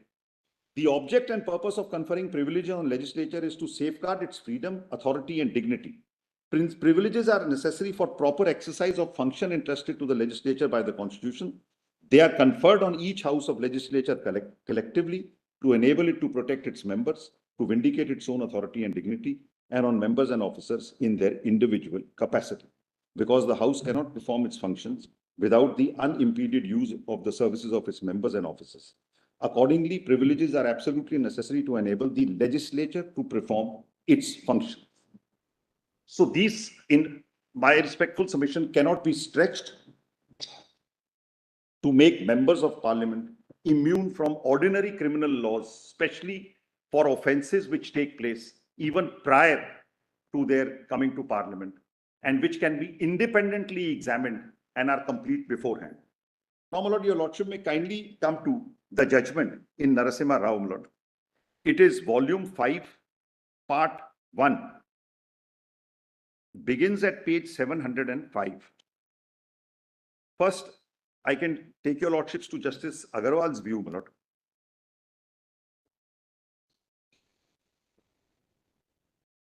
Correct.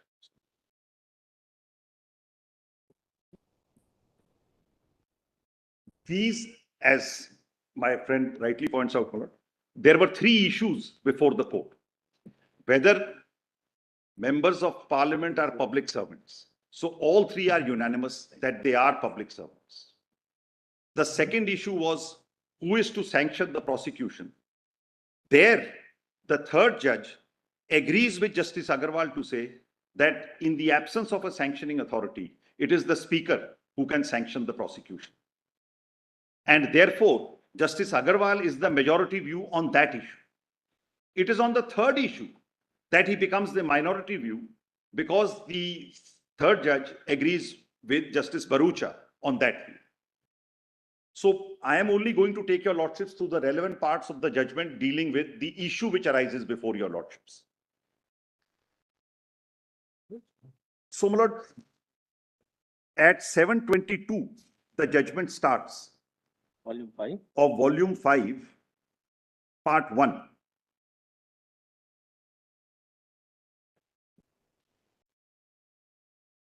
At 7:30, after noticing the factual matrix, at 7:30, the questions are formulated. The 2 questions arising for consideration at the bottom of the page can be thus formulated. Does Article 105 of the Constitution confer any immunity on a member of parliament from being prosecuted in a criminal court for an offence involving offer or acceptance of bribe? That is the issue, my lord. Otherwise, the second question in 2 parts was, is a member of parliament excluded from the ambit of the 1988 Act for the reason that he is not a person who can be regarded as a public servant as defined under 2C of the Act? This is answered by all 3 by saying he is. And he is not a person comprehended in clauses A, B, C of subsection 1 of section 19. And there is no authority competent to grant sanction, also by majority, is answered by the court. Now, my lord, the discussion on the first question begins from page 731. And the English position is discussed first. I need not read it, my lord. I'll show your lordship crater ultimately, and the English laws, But just to give your lordships a view, a bird's eye view of how the judgment proceeds. Then, my lord, after discussing the English position in detail, at page 734, the Australian judgment, my lord, R versus White, is discussed.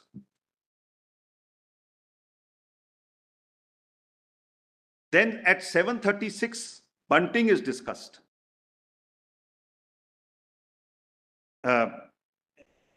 That is the position in Canada. 736.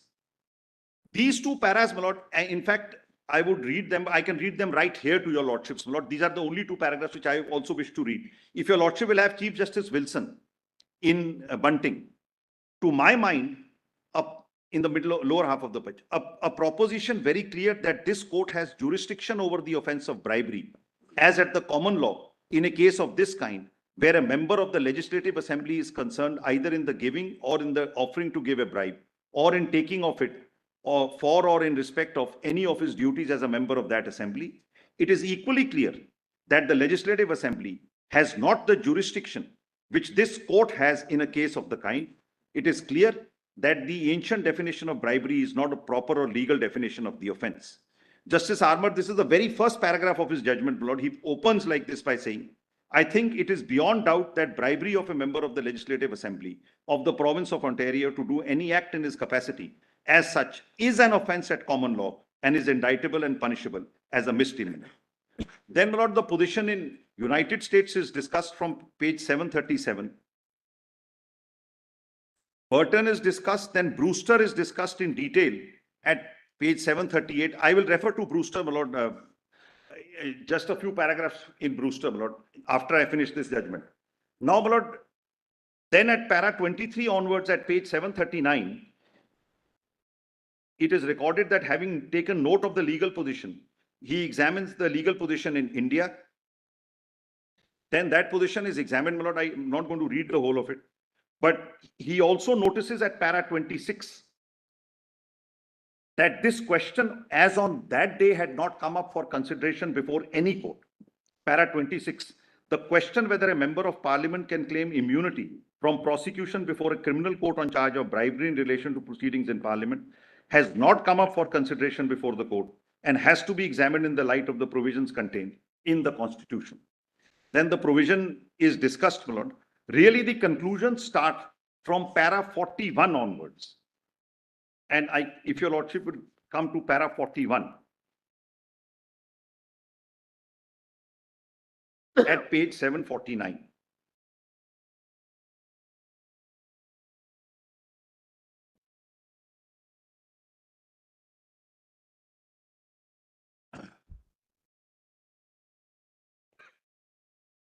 Para 41 to para 46 are the 5 paras where the principle in Brewster and other principles all over the world are accepted. And 46, then 47, 2 conclusions are recorded in para 47 that an interpretation otherwise would be subversive of the rule of law and the immunity is after speech. So just kindly a para 41 at page 749. As indicated earlier, Article 105(2) is in 2 parts.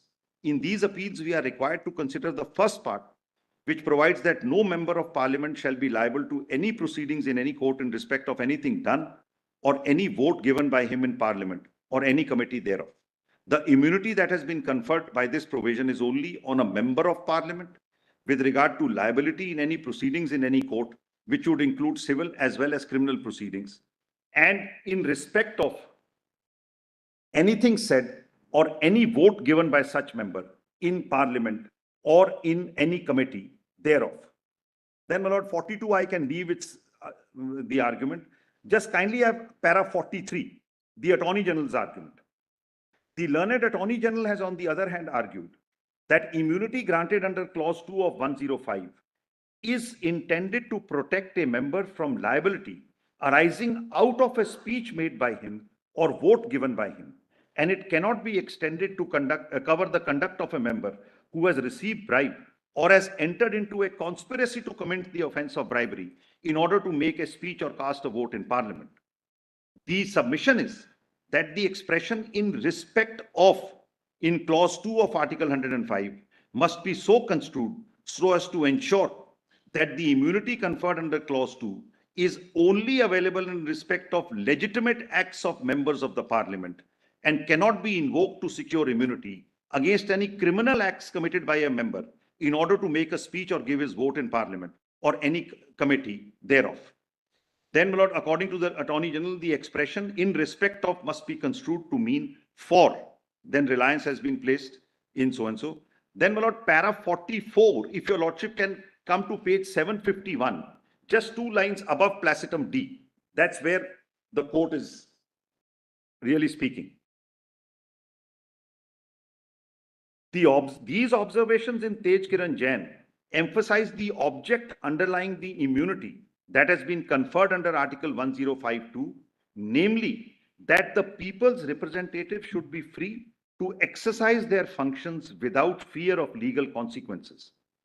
Borrowing the words of Chief Justice Berger, it can be said that this immunity, this is the US in Brewster, that this immunity has been granted to protect the integrity of the legislative process by ensuring the independence of the individual legislatures. It cannot be given a construction which would lead to Article 105, a charter for freedom of speech in Parliament being regarded, as per the phrase by Lord Salmon, a charter for corruption, so as to elevate members of Parliament as super citizens immune from criminal responsibility.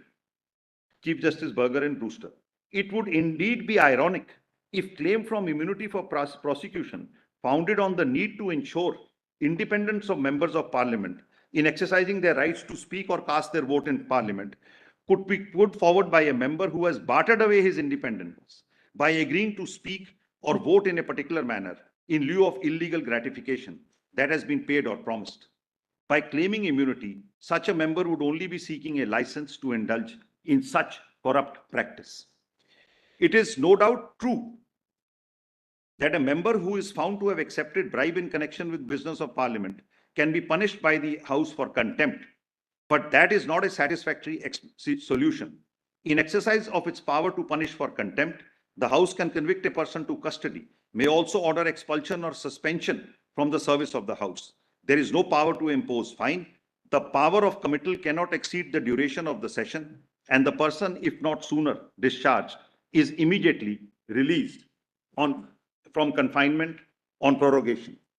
Then, my lord, the houses in Parliament in India cannot claim a higher power. Then Salmon has stated, then I can leave all this, my lord, and come straight to para 47 actually, because that's where everything is ultimately concluded.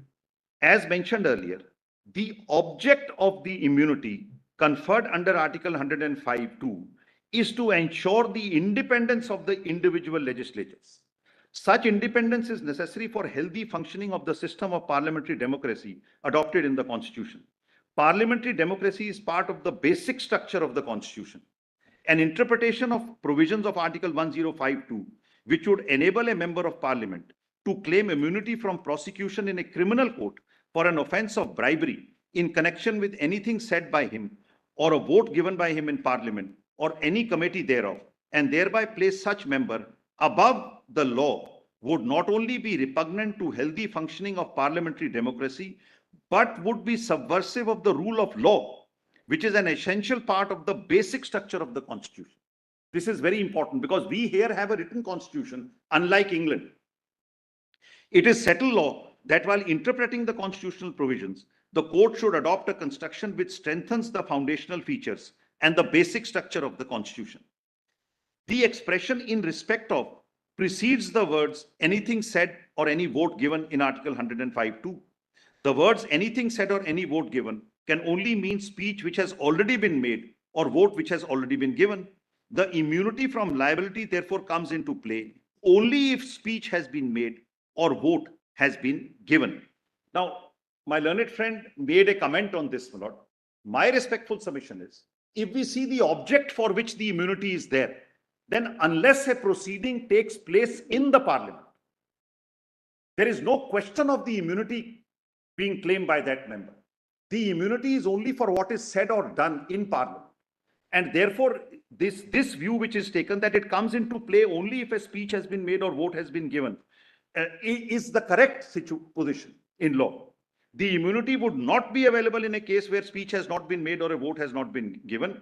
When there is prior agreement where a member of parliament has received an illegal consideration in order to exercise his right to speak or give vote in a particular manner on a matter coming up for consideration before the House, there can be two possible situations. There may be an agreement whereunder a member accepts illegal gratification and agrees not to speak in parliament or not to give his vote in parliament. The immunity granted under 105 would not be available to such a member. He would be liable to be prosecuted on the charge of bribery in criminal court.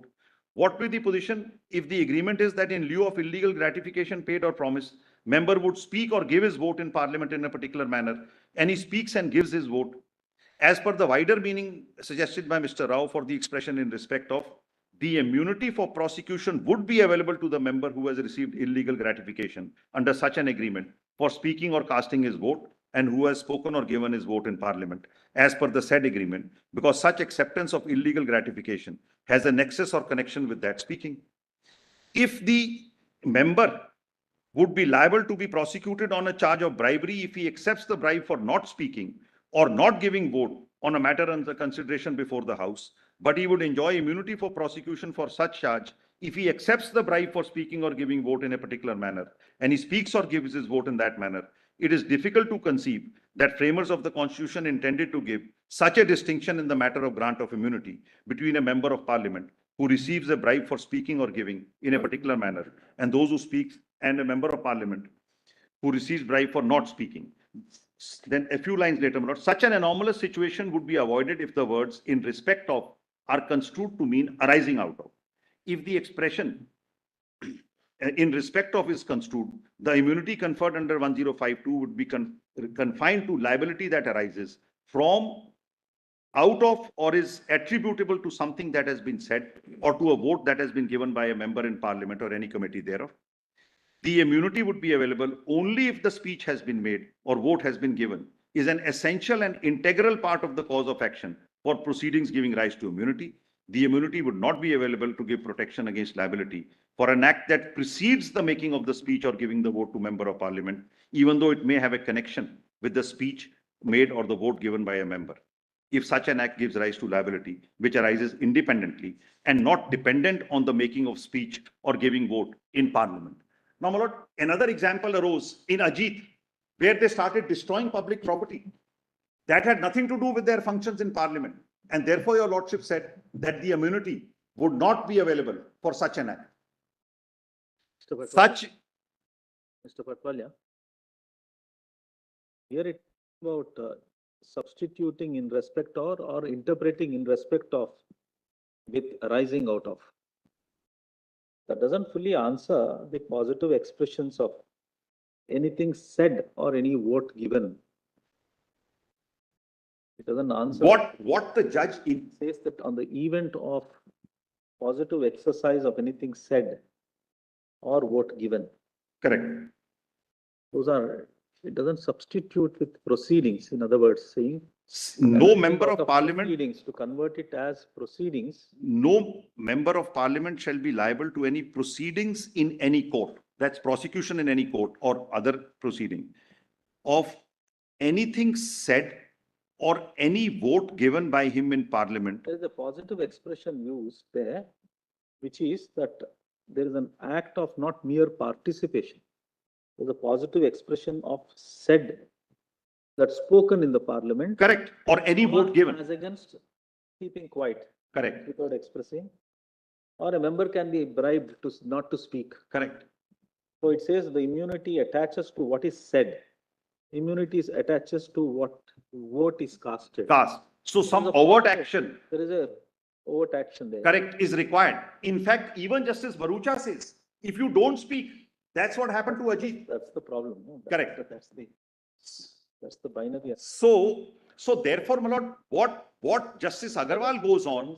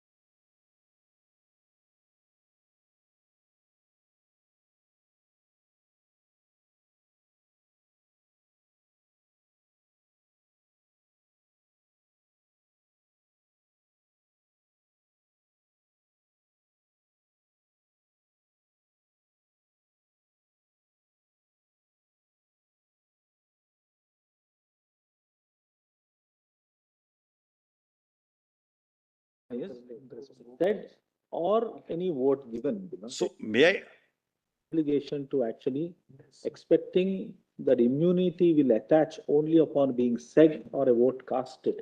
But which are perhaps, whether it is open to interpretation to say that this takes within its sweep participation in the parliament. participation can In only the be sense if you, voting or not voting. if you are silently speaking or participating. not speaking, yes. Yes, if you are silently participating, then of course there is no immunity even as the law stands today. If you are silently participating and you have done something wrong before. Now, may I attempt to respond? Therefore, you are agreeing therefore with Justice Barucha's view then, in the sense that if you don't speak in the parliament. That's the dichotomy, and that's the anomaly which arises with Justice Barucha's view. That's the dichotomy. So let me attempt to answer this. The object, what is the object of conferring this immunity? To enable a person to freely speak his mind, to freely express himself without fear of being prosecuted for that, to honestly and vote freely, to vote. So unless there is an expression of opinion or there is a casting of the vote, there is no question in my mind. No, Mr. Patel, that may be a little difficult. I'll tell you why. Forget the issue of bribery for a moment, right? Correct. Postulate a completely genuine case. What was this intended to cover? A person makes a speech in parliament. Correct. Somebody sues him. Correct. Or somebody sues that particular member of parliament. Why did you make this speech? You criticize the Plastic Manufacturers Association. I am the General Secretary of the Plastic Manufacturers Association. You have said something which is a falsehood. So the immunity will attach. Why did you make this speech? I sue you for damages for expressing this view in parliament. Not permissible. All right? The immunity will attach. So he, right? not. But look at it another way. Suppose somebody files a suit against a member of parliament that by keeping quiet on such an important issue, you have made yourself liable to an action in tort or an action for a civil wrong. Can that member of parliament not say, well, I didn't speak, I Yes, kept I agree. quiet, but I'm equally immune? He can, because that is proceeding. Immunity attaches by virtue of the fact that you participated in Yeah, you are participating in proceedings in parliament. Correct. There, I agree with that. But if you read this positive strictly, expression, it doesn't have. if you read this very strictly, it will not, that immunity will not attach to mere participation, but that immunity attaches only when you speak or when you cast a vote. No, But that will be a very restricted meaning. it will also attach to all proceedings which take place in parliament. So if you are being prosecuted on the basis of participation in a proceeding in parliament, then the immunity will attach. But where will it attach? Unless if you read clause 2 strictly, that immunity will not attach. Not attach only. No, And it's even more serious implication in cases of non-voting. Would the intent of clause 2 have been only to protect those members of the legislature who either speak or who actually cast a vote? Actually, abstention, there may be three situations. You cast a vote in favor of a motion, you cast a vote against a motion, or you abstain. The act of abstention is as much a casting of a vote because it's participation. that is like nota. That is like. And if you read clause 2 very strictly, it will defeat the purpose of 1052. The purpose of 1052 is to ensure that members of parliament are able to conduct themselves without fear of any proceedings, either within or outside, really outside. Now, if you confine it only to those who speak and those who cast the vote, the other members of parliament who are not speaking, who are not casting their votes, they may be made liable? But that, logically, my lord, that would have to be included because then they are participating. They have to be included Yes, in 1052. they have to be. I cannot suggest to your lordships that will not have to be included because that is also equal participation. And there the liability is arising out of an act of participation in the proceedings of parliament. So by silence also you are. But therefore, if you read 1052. I understand. If you read it. Participation. Correct. The dichotomy which arises from the judgment of Justice Barucha is lost. In which case, even Mr. Ajit Singh would have been entitled to immunity by the logic of Justice Barucha. But Whether at he's the right same or wrong time, is different. yeah, but at the same time, the difficulty of. Justice, Yeah, Just the difficulty which Justice Agarwal felt as the anomalous consequence which would arise may not really arise. If you read Article 1052 to encompass mere participation in Parliament or the state legislature. then as per Justice Barucha's judgment, even Ajit Singh would have had the benefit of the that's a privilege. different matter. So therefore, they don't. Unless the situation is different, if he did not go at all, Mr. Patwalia. if he didn't go at all, if he takes the money and doesn't go at all, then the situation is different. Then so therefore, my lord, what I am trying to submit to your lordships is participation is important. Participation is important. Because if he had not gone at all, then of course there is no question of any immunity. See, So- on a lighter vein, a lawyer for a respondent who keeps quiet in the court, knowing that he has a difficult case, but the judge is against the petitioner, let me keep quiet. He's equally Entitled- participating in the proceeding and is entitled to with raise the his immunity the immunity which attaches to anything which is said within the precincts of this, And is the well of this court. Is entitled to raise his memo also, my lord, equally. So, Likewise, in That's Parliament. very effective anytime. Very effective. And likewise in Parliament also, you know, the immunity attaches to every constituent member of the Parliament. correct. Irrespective of what you are doing there, whether you are actually speaking, whether you are giving your vote.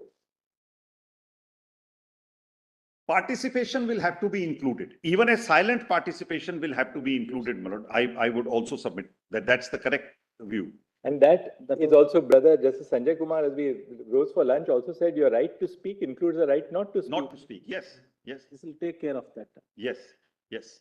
So participation will equally confer the immunity. That is the correct position. So really then, both stands on the same footing. So Justice Barucha's dichotomy will cease to exist and Justice Agarwal's criticism of the dichotomy will cease to exist. Correct. Now But- the question is whether, the basic question is whether there is an immunity from criminal prosecution. But perhaps. Irrespective of whether you PC Act spoke or can you be didn't brought. speak. That will have to, that your lordship will have to examine in the light of the object and purpose for which these privileges were That's your. granted. That is right. That's Yes. right. That's not. That's for which these privileges Bribe were given- granted at all. Bribe- In your submission, bribe given to speak, no immunity. Bribe given not to speak, no immunity. So that dichotomy doesn't exist. Once there's a bribe, that is independent of the object is not to protect bribe takers or bribe givers. The object is really to ensure that there is a freedom of dialogue and freedom of discussion in Parliament. So The only thing which Justice Barucha has also said, which is a little point which we may consider, of course, that's a question of misuse. But that weighed with the learned judge, Justice that look, Agarwal will this be then misused by? Justice Agarwal also addresses it. He says merely because there is a possibility of misuse is no ground to give it any extra coverage or to take it any further. He's addressed that. But then one thing which Justice Agarwal says and which my learned friend Mr. Raju found fault with was, then it is post the event. Participation is essential. Therefore, Justice Agarwal says, unless you participate, and therefore a prior action, if it attaches a criminal liability, in any case is not immune under under this privilege. 105. So unless for any, the 105, even on its bare reading says, anything said or any vote given by him in Parliament. Actually, So this is similar to- participation.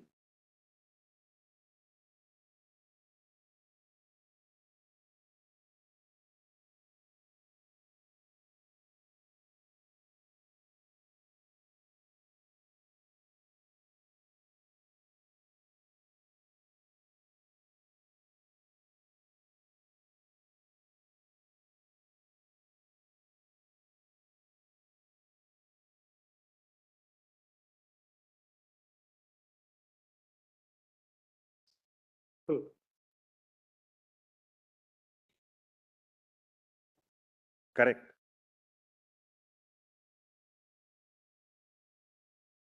Correct. Correct. So para 50 onwards is precisely this what Justice Agarwal discusses. Para 50 Parliamentary onwards. privilege will come way the participation. Correct. It has nothing to do with the other one. This is what Yes, Justice sir. Agarwal says, Yes. that the offence of bribery is complete with the acceptance.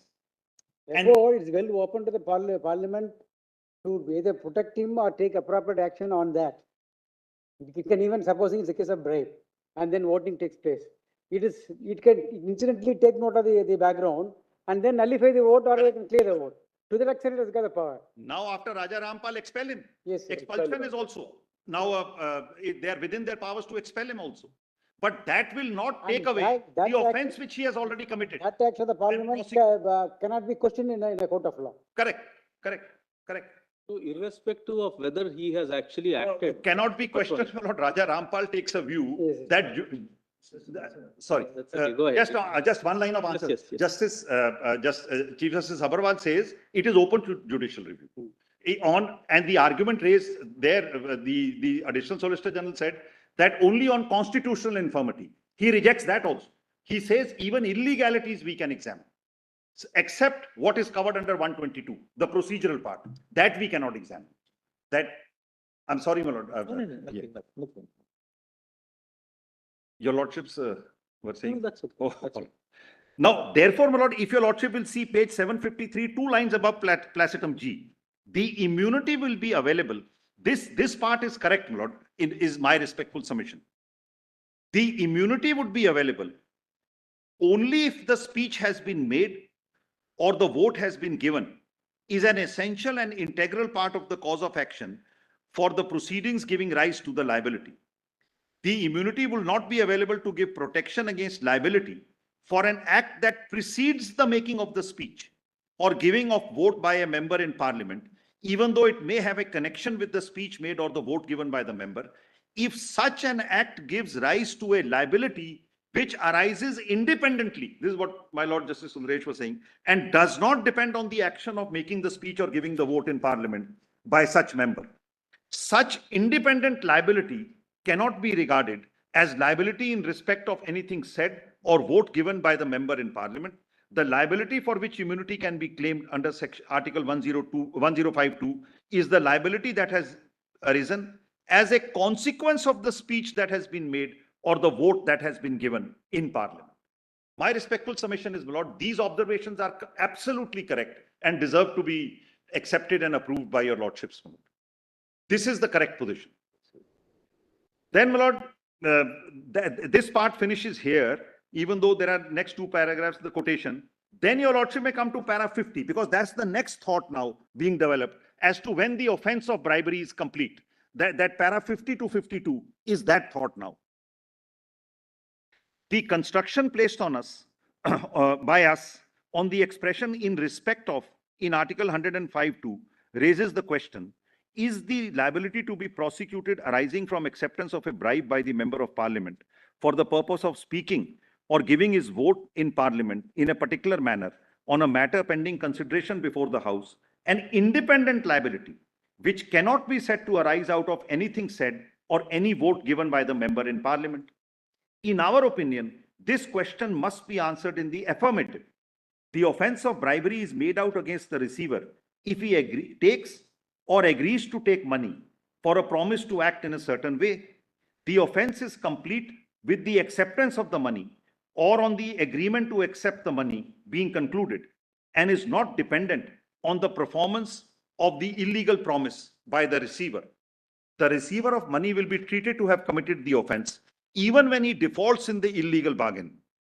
For proving the offense of bribery, all that is required to be established is that the offender had received or agreed to receive money for a promise to act in a certain way, and it was not necessary to go further and prove that he actually acted in that way. So the offense is independent is the view taken in para 50. The same view is taken in para 51 for the offense of criminal conspiracy.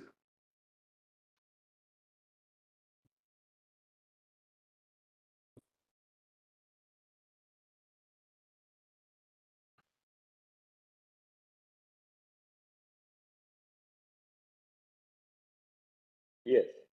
Para 51, my lord, I will not read the definition.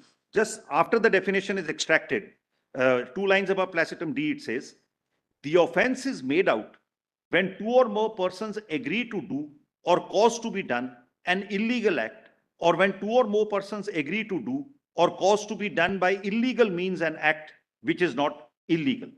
In view of the proviso to section 120A IPC, an agreement to commit an offence shall by itself amount to criminal conspiracy, and it is not necessary that some act besides the agreement should be done by one or more parties to such agreement in pursuance thereof. This means that the offence of criminal conspiracy would be committed if two or more persons enter into an agreement to commit the offence of bribery. It is immaterial whether in pursuance of that agreement, the act that was agreed to be done in lieu of payment of money was done or not. So it is independent, both these.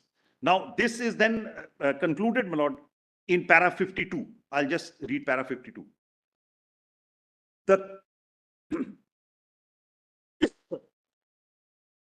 Yes.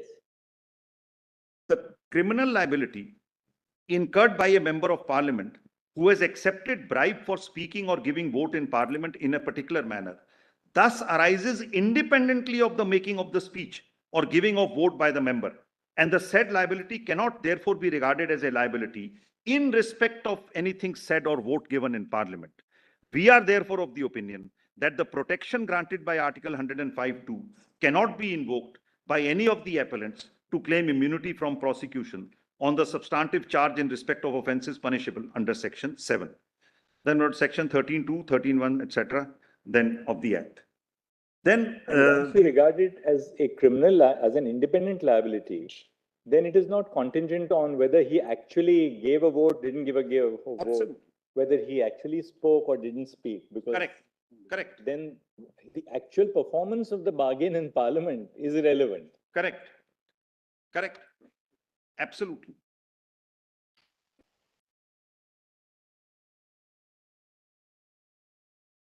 In fact, if your lordship will read para 755 at the top, last line above para.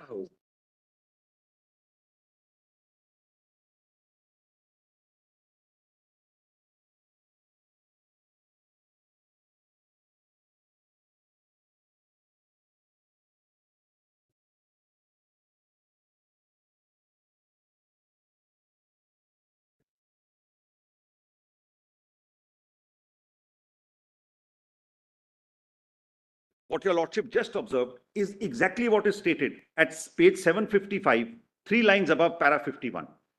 After discussing on bribery, for proving 3 lines above para 51 at 755, for proving the offence of bribery, all that is required to be established is that the offender has received or agreed to receive the money for promise to act in a particular way, and it is not necessary to go further and prove that he actually acted in that way.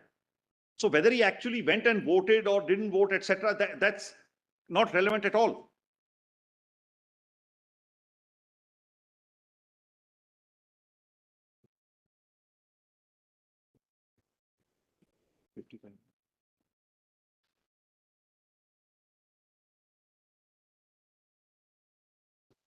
Attempt.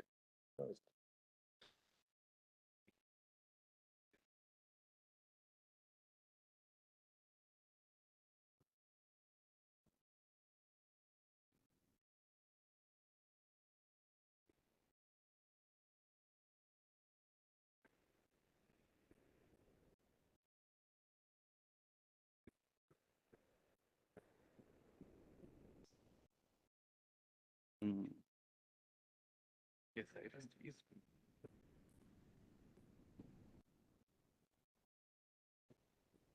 Yes, you balance.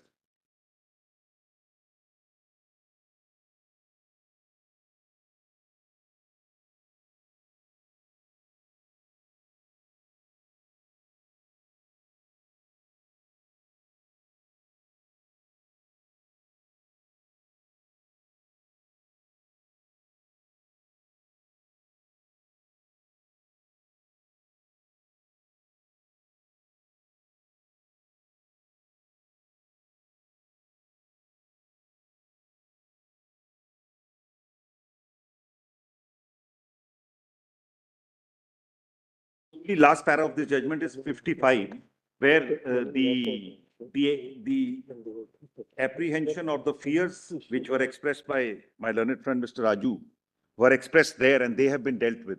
That cannot be a ground to give an interpretation which is not as per law. Para 55 at page 758.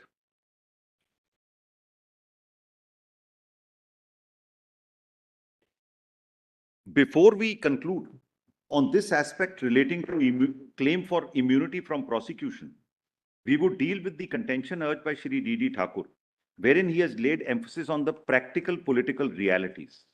The submission of Shri Thakur is that during the course of election campaign, a candidate receives financial contributions and also makes promises to the electorate, and that if the immunity under Article 105(2) is not available, he would be liable to be prosecuted if after being elected as member of parliament, he speaks or gives his vote in parliament in fulfillment of those promises.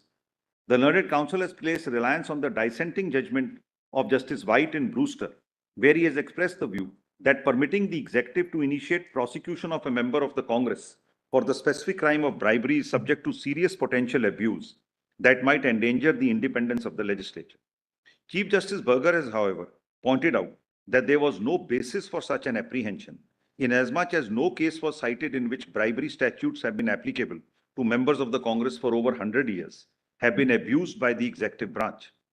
The learned Chief Justice has stated, we do not discount entirely the possibility that an abuse might occur, but this possibility, which we consider remote, must be balanced against the potential danger flowing from either the absence of bribery statute applicable to members of the Congress or a holding that the statute violates the Constitution. As we have noted at the outset, the purpose of the speech or debate clause is to protect the individual legislature, not simply for his own sake, but to preserve the independence and thereby the integrity of the legislative process. But financial abuses by way of bribes, perhaps even more than executive power, would gravely undermine legislative integrity and defeat the right of the public to honest representation. Depriving the executive of the power to investigate and prosecute and the judiciary of the power to punish bribery of members of Congress is unlikely to enhance legislative independence. In the earlier part of the judgment, we have found that for the past more than 100 years, legislatures in Australia and Canada are liable to be prosecuted for bribery in connection with their legislative activities. And with the exception of the United Kingdom, most of the Commonwealth countries treat corruption and bribery by members of the legislature as a criminal offense. In the United Kingdom, also, there is a move to change the law in this regard. There appears to be no reason why legislatures in India should not be beyond the pale of laws governing bribery and corruption when all other public functionaries are subject to such law. We therefore are unable to uphold the above contention of Shri Thakur. So therefore, the point is, my Lord, what flows from this is that such an interpretation would maintain the purity of the legislative process rather than, and therefore it is essential that it should be done. Now, my Lord, the other judgment starts, my Lord, from page 782. That is Justice Ray's judgment. Then 783 is Justice Bharucha, my Lord. I'll take your lordships to Justice Bharucha's view.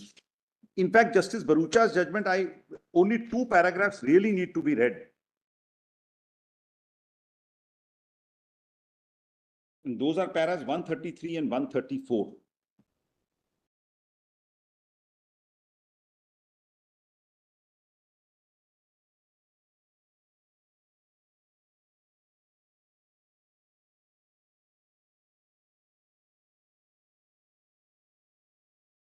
One minute.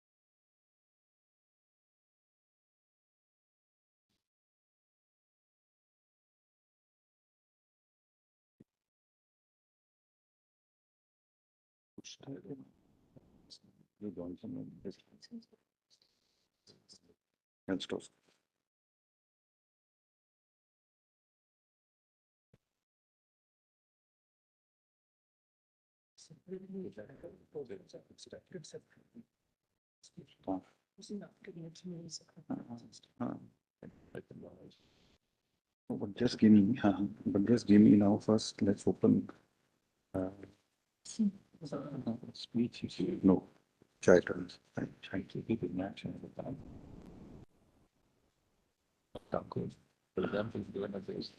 I have it. Mhm.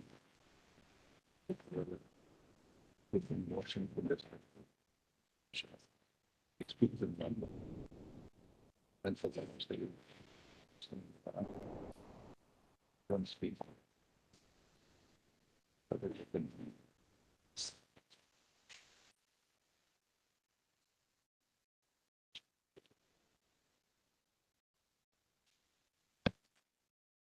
Stiff.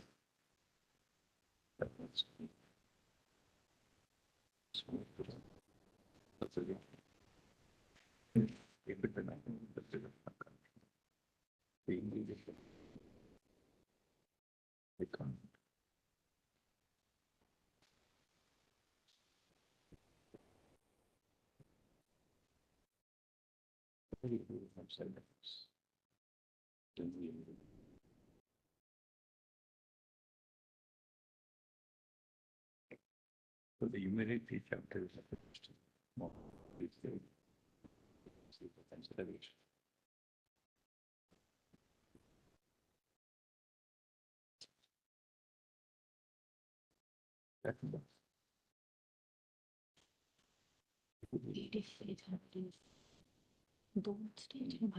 Yeah, same paging, same photo style.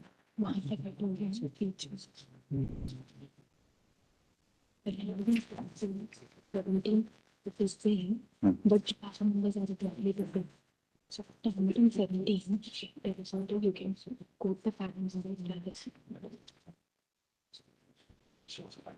इसमें भी यही एक तो नीचे है एक almost 57 sentence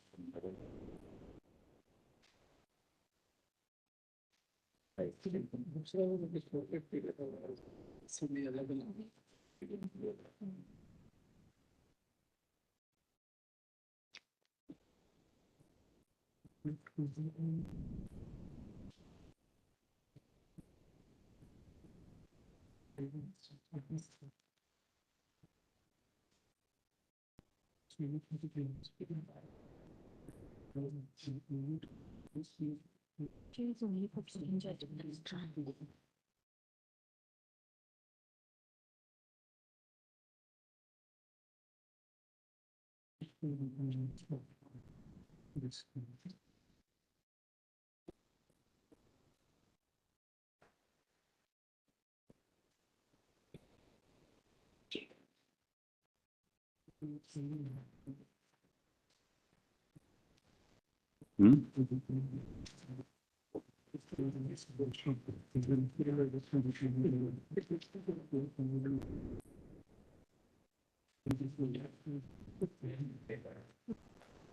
Lord, I would only refer to 3 or 4 paragraphs from this judgment, Lord. Actually, if your Lordship will have page 808, para 133.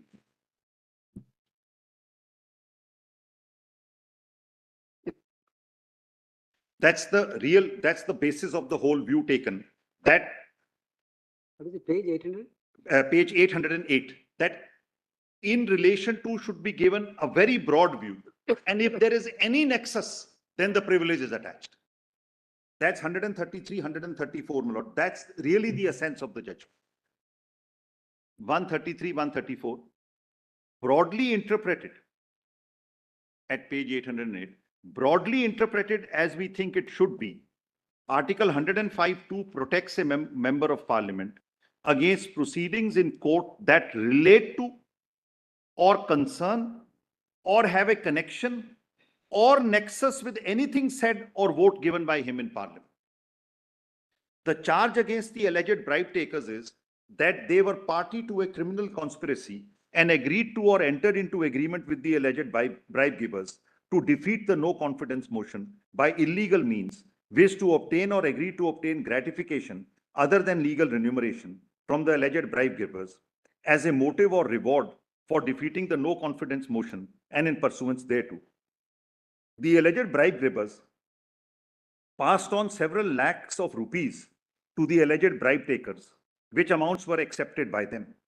The stated object of the alleged conspiracy and the agreement is to defeat the no confidence motion, and the alleged bribe takers are said to have received monies as a motive or reward for defeating it.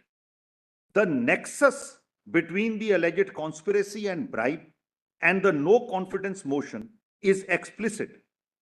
The charge is that the bribe takers received bribes to secure the defeat of the no confidence motion.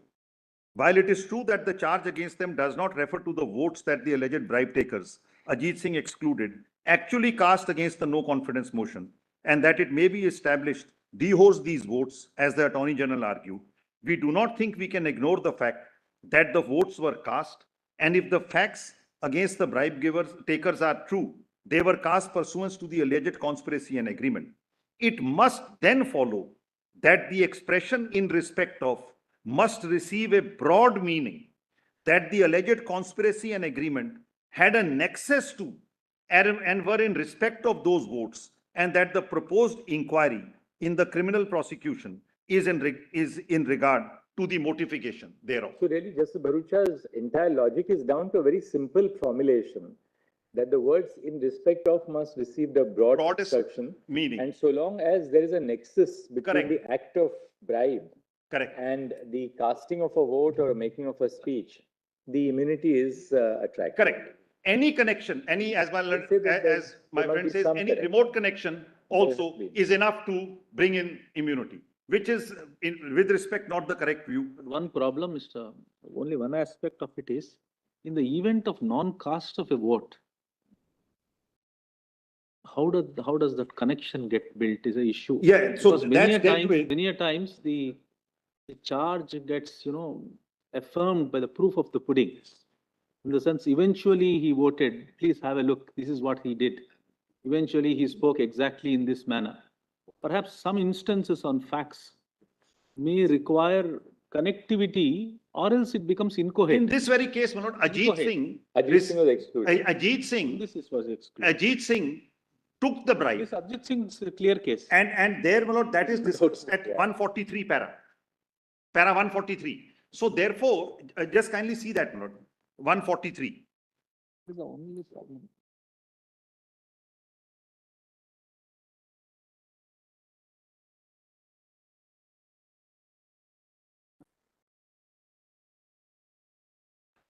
(143) at page 811.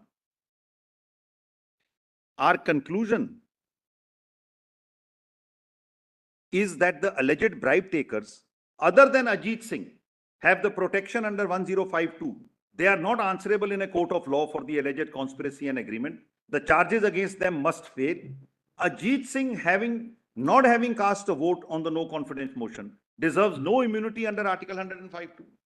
Now, what if the bribe is to not vote? Here the bribe was to vote. There can be a bribe to not vote. Then the point is, if the offense is complete at the time of acceptance, then performance of even under normal law, if a Patwari takes a bribe for doing a legal act, it's now made an example under the amended PC Act now. Even if you take a bribe for doing a legal act, you are equally guilty of the offense. Even if you take a bribe and don't do the act, you are still equally guilty of the offense. Only the offer and acceptance has to be proved is the law.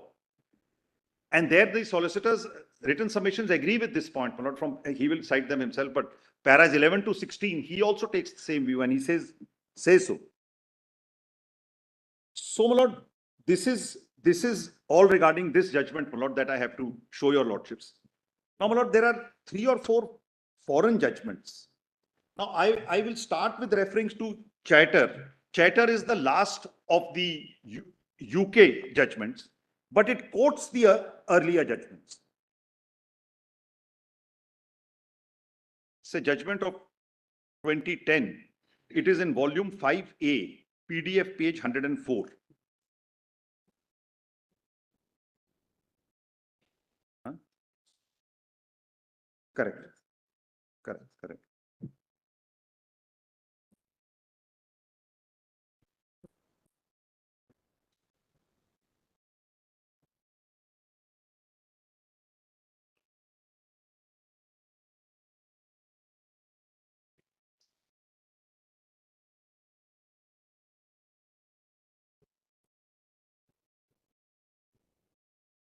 But what I can do is I will refer to Chater, then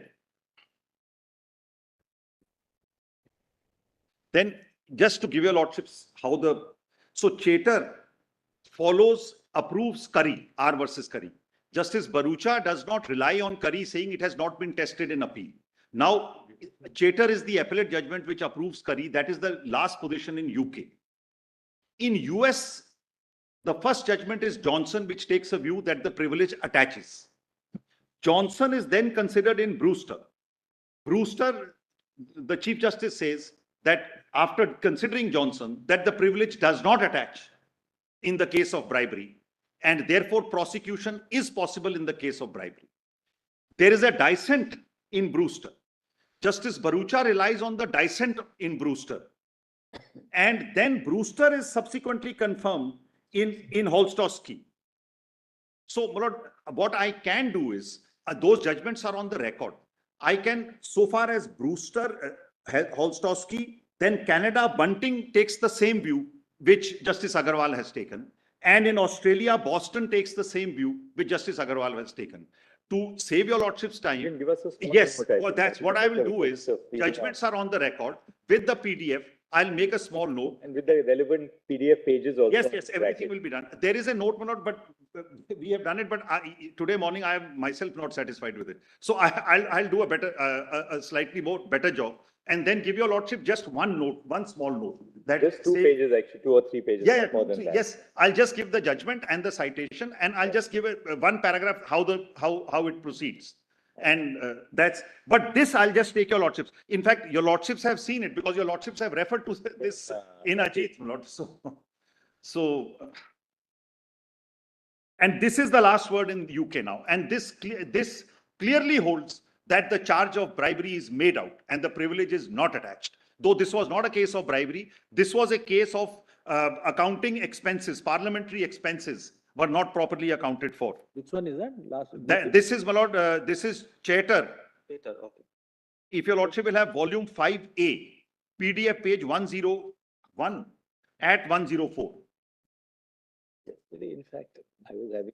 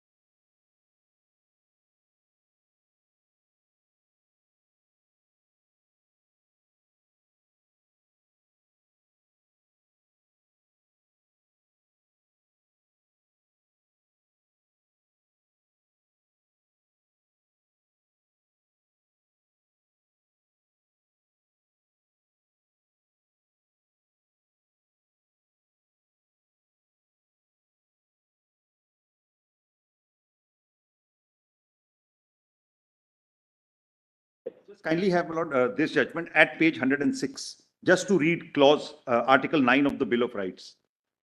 The spellings are a little off, but I'll read it from here anyway. 109.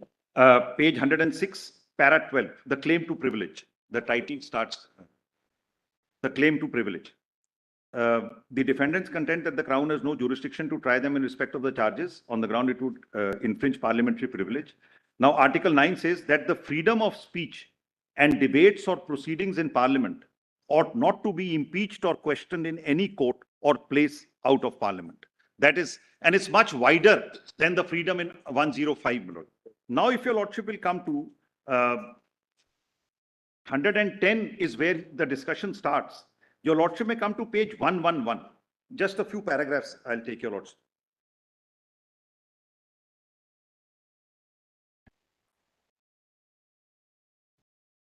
Right at the bottom, para 32. Lord Brown Wilkinson made similar observation when giving the judgment of Judicial Committee in the Privy Council in Preble versus Television New Zealand Limited. These observations are of limited assistance while considering the extent on which Article 9 applies to actions that are incidental, in some way connected to proceedings on the floor of either House of Parliament. The suggestion that Article 9 should not be narrowly construed conflicted with an observation of Viscount Radcliffe when giving advice of the Judicial Committee of the Privy Council in Attorney General of Ceylon.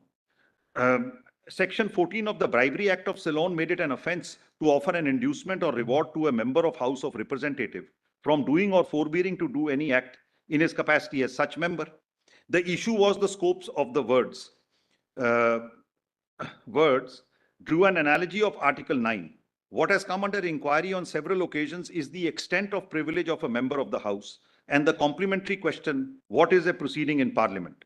This is not the same question that now before the board, and there is no doubt that the proper meaning of the words proceeding in Parliament is influenced by the context in which they appear in Article 9 in the Bill of Rights.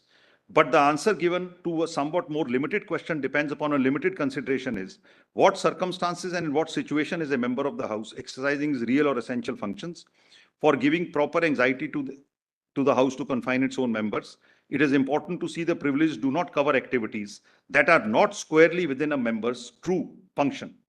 Alleged bribery of members in respect of participation in proceedings on the floor of the House of Parliament or in committee has raised the question of whether the connection between the act of bribery outside Parliament and undoubtedly proceeding in Parliament to which the bribe relates renders the former subject to Article 9 or similar privilege. Then this discussion starts, my lord. If your lordship will turn over the next page, in the middle of the page, after Vasan, then this Chief Justice Berger is Brewster. At page 524, Chief Justice Berger commented, we note at the outset, the purpose of the speech or debate clause is to protect the individual legislature, not simply for his own sake, but to preserve the independence and thereby the integrity of the legislative process. But financial abuses by way of bribes, perhaps even more than executive power, would gravely undermine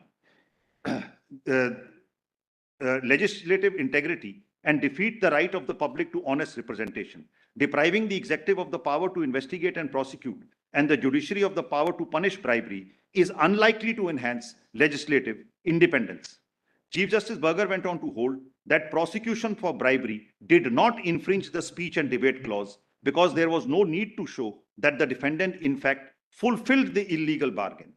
It was the acceptance of the bribe that constituted the offense. Then, my lord, the dissent is considered. Then 41. 41, in fact, they refer to the yes. Yeah. Narasimha Rao is considered similar to that of the dissent. And then, my lord, 42 onwards, they start considering R versus Curry. In 92, a prosecution was brought against a member of parliament, Mr. Harry Greenway, for the common law offense of bribery to use his position as a member of parliament to further the interest of a company in his constituency. He applied to have the indictment quashed on the ground, inter alia, that the prosecution was precluded by parliamentary privilege. Justice Buckley dismissed the application. He referred with approval to the comments of Lord Salmon in the debate of the House of Lords. Lord Salmon had chaired a royal commission on standards of conduct in public life and the debate was on its report. The passage quoted by Buckley were, to my mind, equality before the law is one of the pillars of freedom. To say that immunity from criminal proceedings against anyone who tries to bribe a member of parliament and any member of parliament who accepts the bribe stems from the Bill of Rights is possibly a serious mistake. Now, this Bill of Rights is a charter of freedom of speech in the House. It is not a charter for corruption. To my mind, the Bill of Rights, for which no one has more respect than I have, has no more to do with the topic which we are discussing than the Merchandise Marks Act. The crime of corruption is complete when the bribe is offered or given or solicited or taken. Justice Buckley then made the following. It's the same thing, my lord. I don't want to read it again to save your lordship's time. Ultimately, my lord, at para 47 and 48 are the conclusions. At page 115,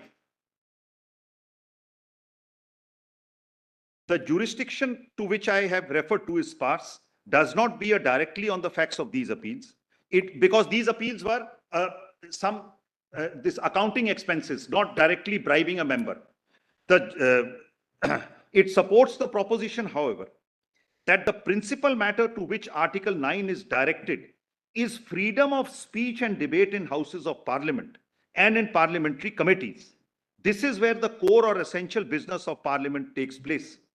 In considering whether action outside the houses and committees fall within parliamentary proceedings because of their connection to them, it is necessary to consider the nature of that connection and whether if such actions do not enjoy privilege, that is likely to impact adversely on the core or essential business of parliament. If this approach is adopted, the submission of claim forms for allowances and expenses does not qualify for protection of privilege. Scrutiny of claims will have no impact on core or essential business of parliament. It will not inhibit debate or freedom of speech. Indeed, it will not inhibit any of the varied activities in which members of parliament indulge or bear in one way or the other. The only thing it will inhibit is making of dishonest claims. Then it continues, my lord. I'll put the paras in my note, my lord. It's okay. So, my lord, I would respectfully submit that the view of Justice Agarwal is the correct view. The object for which Section 105 was enacted is not to protect a member of parliament from the ordinary criminal law. The object is to protect the integrity of the legislative process and to ensure the independence of the individual legislatures. I'm grateful, my lord, for your patient. Thank you, Mr. Patel. By tomorrow morning, my lord, I'll give that, and then my learned friend will upload it and I'll give your lordships the page.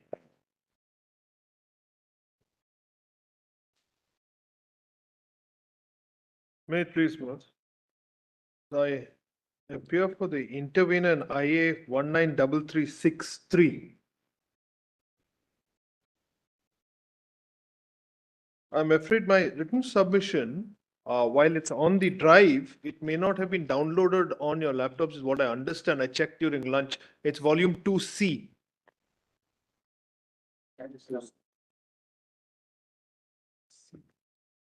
We were tardy. I mean, it was even in the morning.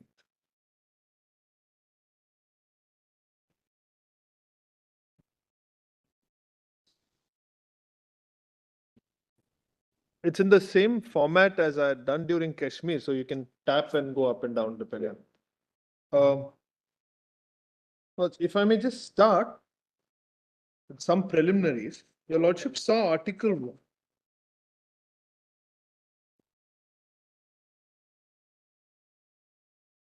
Your Lordship saw Article 105. Just for completeness, your Lordship shouldn't miss out on this. Just see Article 361A. Capital A. These three provisions are together. 105, 194 and 361A. This was inserted by way of the 44th Amendment and doesn't have a direct bearing on this question which your Lordships are considering, but it has a larger bearing with reference to privilege issue. If I may read that. Protection of publication of proceedings of Parliament and state legislatures. 1. No person shall be liable to any proceedings, civil or criminal, in any court in respect of the publication in a newspaper of a substantially true report of any proceedings of either House of Parliament or the Legislative Assembly or as the case may be, either house of the legislature of a state, unless the publication is proved to have been made with malice, provided that nothing in this clause shall apply to the publication of any report of the proceedings of a secret sitting of either House of Parliament or the Legislative Assembly, or as the case may be, either House of the Legislature of a state. 2. Clause 1 shall apply in relation to reports of matters broadcast by means of wireless telegraphy as part of any program or service provided by means of a broadcasting station, as it applies in relation to reports or matters published in a newspaper. There's an explanation. In this article, newspaper includes a news agency report containing material for publication in a newspaper.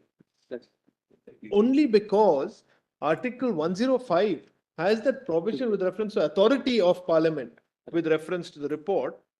361A seems to have a different flavor. The authority of Parliament isn't necessary if it's a substantially true report. In England, there was a prohibition against press or anybody reporting. Correct, the even if it were proceeding. true. They had the exclusive privilege. They had. They have completely done away with it. Correct. We had the provision, so therefore 361A had to be Had to brought be. in.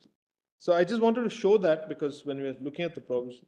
Now, my lords, I'll just respond to 2 points while I hope they will be able to download that 2C. In the meanwhile, I've already got it. There, it's on the screen as well. oh, very well. Well, I'll just start with just responding to 2 things that Mr. Mr. Attorney, you can also see it on your screen here, this screen right next to you. Likewise, Mr. Ansar and Mr. Batwalia. There are 2 submissions that Mr. Ramachandran had made at the outset, and I wanted to respond to those. The first is with reference to stare decisis. He said that there has been a position of law which has stood for virtually undisturbed for a while, and you shouldn't disturb it. Now, the fact is, we have repeatedly disturbed such situations. Factually, this court has done that with automobile transport and Jindal, with Kharak Singh, MP Sharma, and Puttaswamy, and your lordships have repeatedly done that. So it's not like your lordships don't do it. But I think it's critical just to see, for example, and if your lordships will come to volume of the judgments, which is volume 5, the first judgment in that is Bengal immunity, which was the earliest opportunity your lordships had to consider the wide powers the court had. That's 7 judges, and it's page 6 of volume 5, Bengal immunity. Bengal immunity was dealing with a fairly unique situation where 2 benches of 5 constituted to hear appeals from 2 separate states on the interpretation of Article 286 had, because the judges constituting the bench had not been the same, had arrived at slightly different conclusions. Now, yet those conclusions were consistent. They were not inconsistent. Your lordships at para 20, which you will see at page 18, I'm not going into the rest of it, I'm just reading only the relevant portions. Page 20, page 18, para 20, if I can just read that. Lordships have that? This is to get over effectively United Motors and the other judgment. Reference is made to the doctrine of finality of judicial decisions, and it is pressed upon us that we should not reverse our previous decision except in cases where a material provision of law has been overlooked or where the decision has proceeded upon the mistaken assumption of the continuance of a repealed or expired statute, and that we should not differ from a previous decision merely because a contrary view appears to us to be preferable. It is needless for us to say that we should not lightly dissent from a previous pronouncement of this court. Our power of review, which undoubtedly exists, must be exercised with due care and caution, and only for advancing the public well-being in the light of the surrounding circumstances of each case brought to our notice.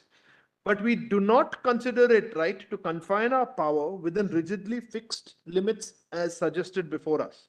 If on a re-examination of the question, we come to the conclusion, as indeed we have, that the previous majority decision was plainly erroneous, then it will be our duty to say so and not to perpetuate our mistake, even when one learned judge who was party to the previous decision considers it incorrect on further reflection. This is a reference to Senior Justice N.H. Bhagwati.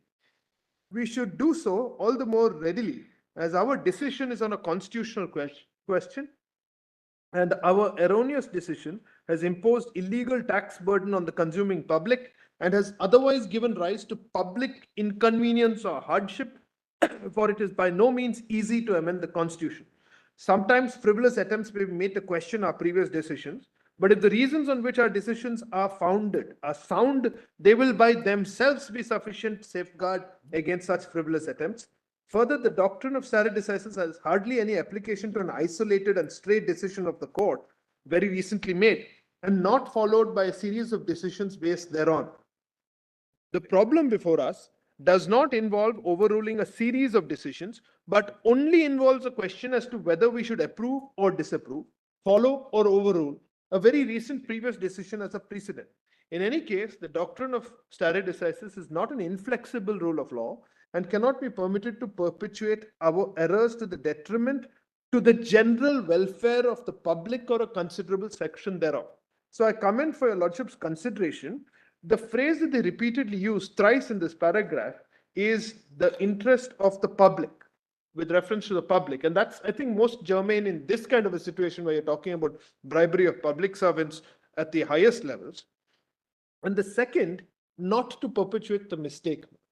Now, the reason why I mentioned this not to perpetuate the mistake is because, unlike what Mr. Ramachandran submitted, we appear to find that this judgment in Narasimha Rao, the majority, has not been embraced by this court in the last 25 years. On many occasions, your lordships have doubted it. On many occasions, your lordships have in fact brought it kicking and screaming into the judgment to say that right now we won't comment on it, but we have doubts about it. And that's why if your lordship sees my submissions, it's just these submissions are exactly just a few bullet points. It's 9 of them, but I'll just mention how it's framed. If your lordships see, there are these bold portions where I've said, see para 1 at page 4. So the way it is arranged it from pages, yeah, if I can see that index page again, I'll just show your lordships. I won't be reading all of this, there's a lot of it. The second serial number, relevant excerpts in support of written submissions. So that's where I have extracts of the relevant judgment of the statute there. And from the first 2 pages, written submissions, if you just click on the bold portion, it will take you automatically there and bring you back up. And then from that second lot, pages 4 to 18, where we have put the extracts, we have mentioned the PDF and the volume number. So from there, if your lordships want to go further, all the other annexures are of them in detail and context, which includes the judgments from the US, UK, Australia, Canada, and New Zealand, with the relevant provision of each country, starting from the Bill of Rights in the 17th century in the UK, and each judgment with the relevant extracts of majority, minority, with the second column gives you the background of each judgment, what the factual background was. So trying to put it all in one place, though they all are in the PDF volumes separately. So I'll just go through the first page, page 1 or page 2, written submission.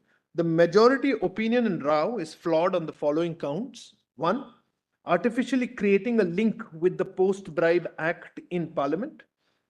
B, overlooking when the offence is treated as complete under the Prevention of Corruption Act. C, an overbroad interpretation of the phrase in respect of.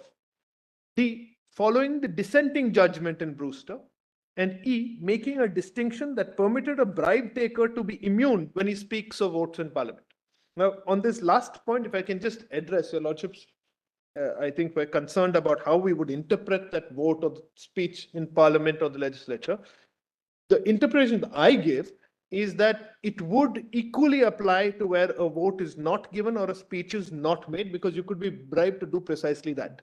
If, for example, you go and you abstain and you're paid to abstain, then there is one valuable vote that is lost to the party who would have benefited normally by your vote being given. So it would equally apply.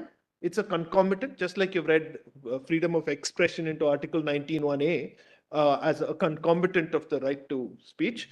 This is a concomitant, the right not to vote, or where you have not spoken, but if you're going to be arraigned for that, you have to be secured. Now, this in fact is in para 47 of Narasimha Rao, the minority judgment. In the middle of the page, Your Lordship, remember the sentence where they said our founding fathers could not have conceived of this kind of situation. So that court also frowns, the minority frowns on this kind of artificial distinction between one who votes and one who doesn't vote. So we commend that minority judgment, Malons, for your Lordship's consideration. Now, if I can take a step back and just mention one thing, and this is there in both the special reference as well as MSM Sharma, the fact that the protections under 105, 194 are protections for the process of the legislature. These are not meant to be immunity protections for individuals who happen to be parliament. That's not the primary object of it. The object is to ensure that the legislative process is unimpeded by any kind of external force. So if a person is intimidated by the fact that I may be hauled up before a court for something slanderous or libelous, that person is deterred from freely expressing his views. For example, in parliament, if you have to debate on something sensitive, like a minority issue or a caste issue, you may have to go into some sensitive facts. You may have to make statements regarding how people perceive certain issues. And many of them may be objectionable if said in public. But parliament needs to do that because they are implementing policy via law. So you need to have that freedom. Now, this is not, I repeat, that kind of protection for the individual. It is for the legislative process. It is because the legislative process needs to be unimpeded that the instruments in that legislative process, who are these legislators, are given those immunities. Therefore, it is very clearly linked to the vote or the speech. Or as your Lordship sees in 105(3), it deals with other aspects apart from speech and voting, for which a law will be made. Until the 44th Amendment, it had adverted to the common law and said what it was in the House of Commons. But now we have said that it will be prior to that amendment. Now, point number 2, the majority opinion in Rao has been doubted by this court on multiple occasions, including by judgments of the Constitution Bench in Raja Rampal and Kalpana Mehta.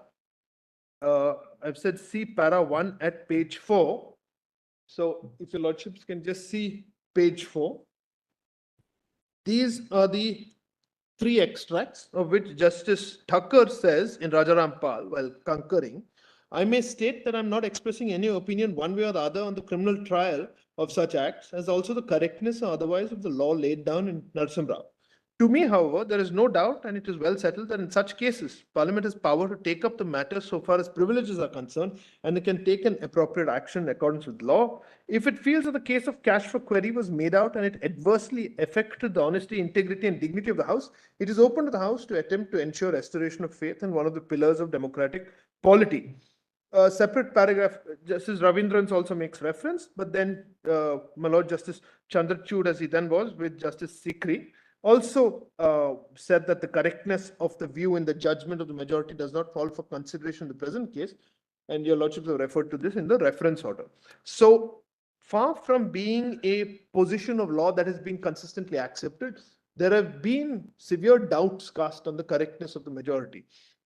If I can pause for a minute and respond to the other point that Mr. Ramachandran made, which I've seen in the notes that Mr. Mehta has also submitted, that there are previous instances of Mr. Mudgal, then Mr. Subramaniam Swamy, who we're familiar with, and Mrs. Gandhi, Indira Gandhi, all of whom were expelled. And the argument appears to be that, look, Parliament has the power of expulsion.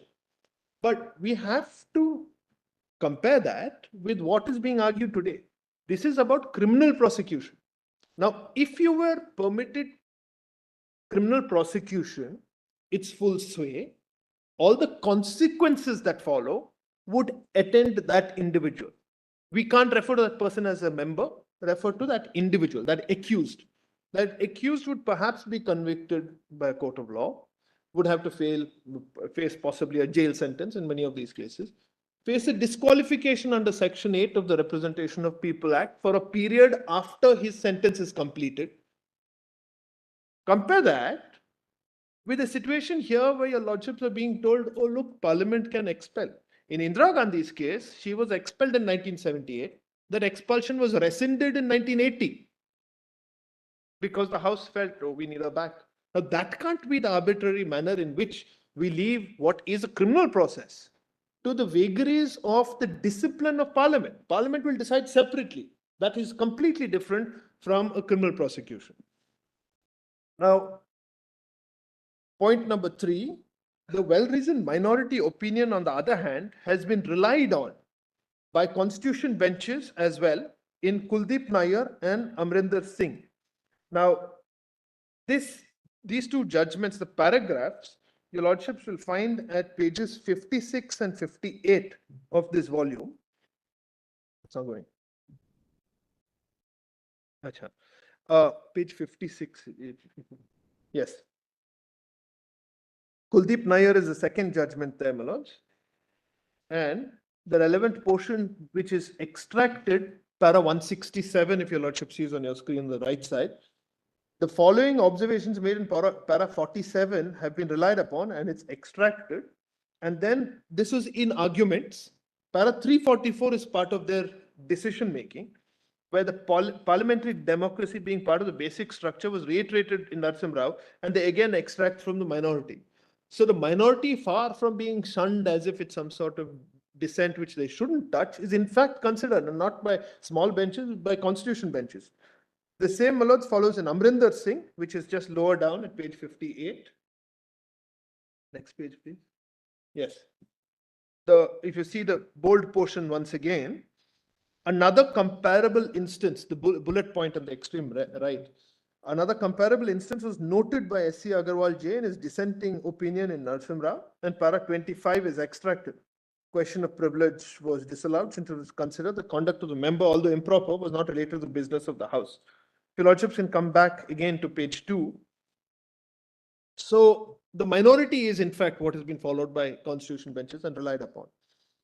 4, the word any employed in articles 105 and 194 ought to be given a narrow interpretation and should not mechanically be interpreted as everything, especially as it grants an exceptional immunity not available to the common woman/man. Now, the reason is that these provisions are dealing with immunity from criminal prosecution. So, far from giving it a wide interpretation, it should be given the narrowest interpretation. Otherwise, the normal criminal law should apply as much to an MP or MLA as it would apply to any man on the street, anybody else, subject to whatever sanctions or other procedural impediments there may be. This is a complete immunity. So you're saying you can't be prosecuted, you can't be held guilty under the law, which applies to everybody else. All the more reason that when you give that immunity must be in the narrowest fashion, not the broadest. The majority takes wide interpretations of the phrase in relation to, and does the same with effectively when the word any is used.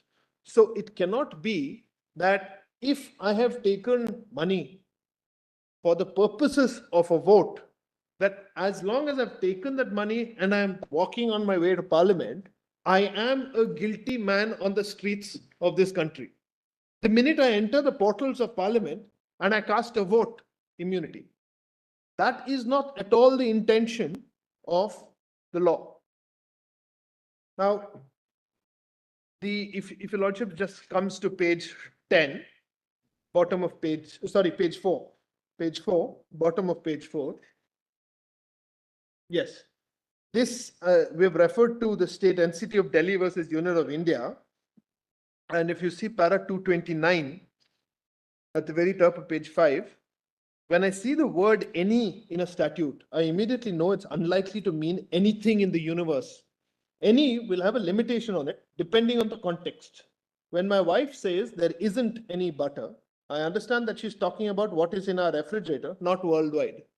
We look at context over and over in life and in law. Austin, how to do things with words. Now, these are debates from lectures from Harvard University in 1955, but it squarely applies even now.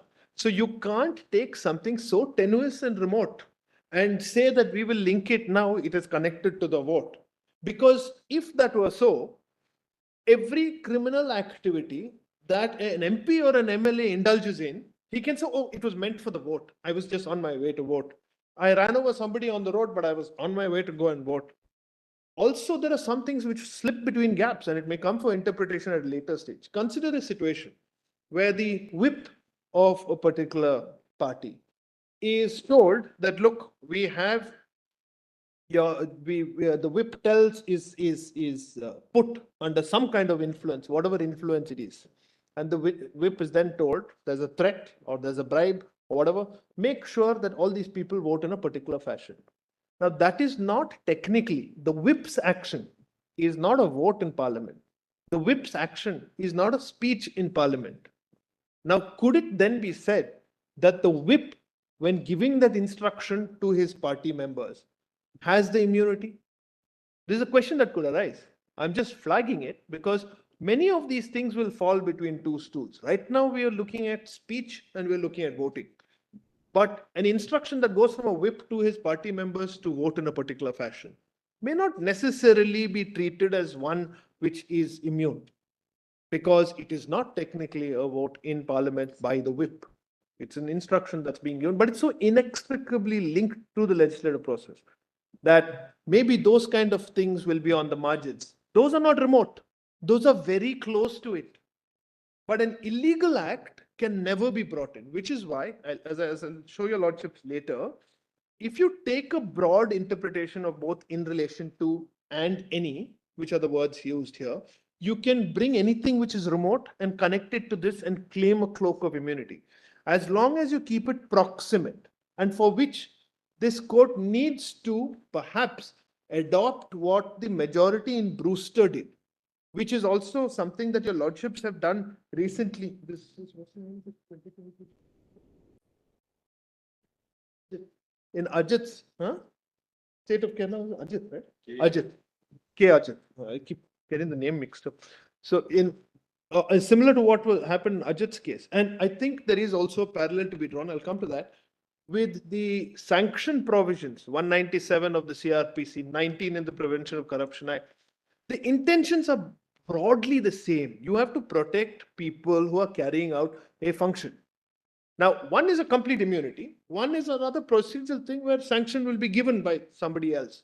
Now, when you are giving that sanction, can you say that, look, it was in the course of my work for me to take bribes, therefore I need to have a sanction? Your lordships have consistently said, and there is a judgment of the federal court, Justice Vaidyalingam's judgment, which everybody else agreed with in the early 40s, which has held a consistent position till today, through the 50s, through that Amroj Singh and all the way up to Prakash Singh Badal, etc., that those activities couldn't possibly have any relation with your public duties, your official duties. So you can't say that I need a 197 sanction for it. It's the same thing which applies here. You can't say that taking a bribe has anything to do with the legislative process. Now, the third point, which if your lordship will come back to that first page, fourth point I've done, fifth point, the expression in respect of must be read narrowly.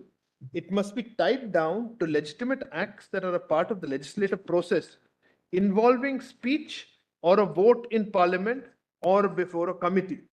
Any other interpretation would violate the sanctity of the democratic process and the trust placed in the legislators by the voting public. Your lordship will remember the phrase bartered a solemn trust. That is exactly what is taking place here. A solemn trust, that's in para 137 of the judgment. A solemn trust is placed in each of these representatives by the people of the country when they vote for them and elect them.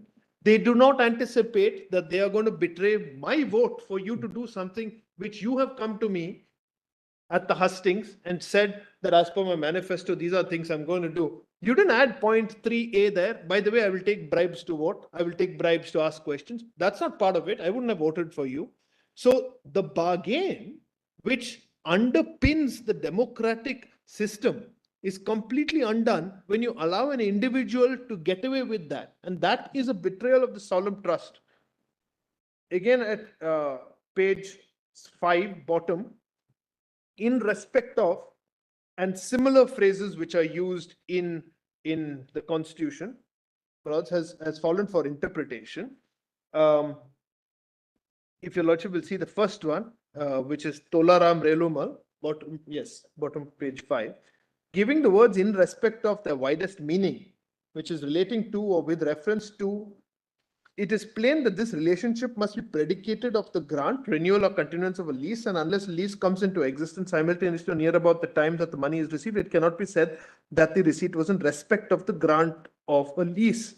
In our opinion, the language of the section in respect of the grant, renewal or continuance of a lease envisages the existence of a lease and the payment of an amount in respect of that lease or with reference to that lease. Without the existence of a lease, there can be no reference to it. So this draws a link with proximity. It cannot be remote, it cannot be far away, there has to be something proximate to it. If your lordship sees bottom of page 6, in the concurring judgment of Justice Hidatullah in Madhav Rao's India, para 67, top of page 7, the bold part is all I'm reading, the bold and underlined part.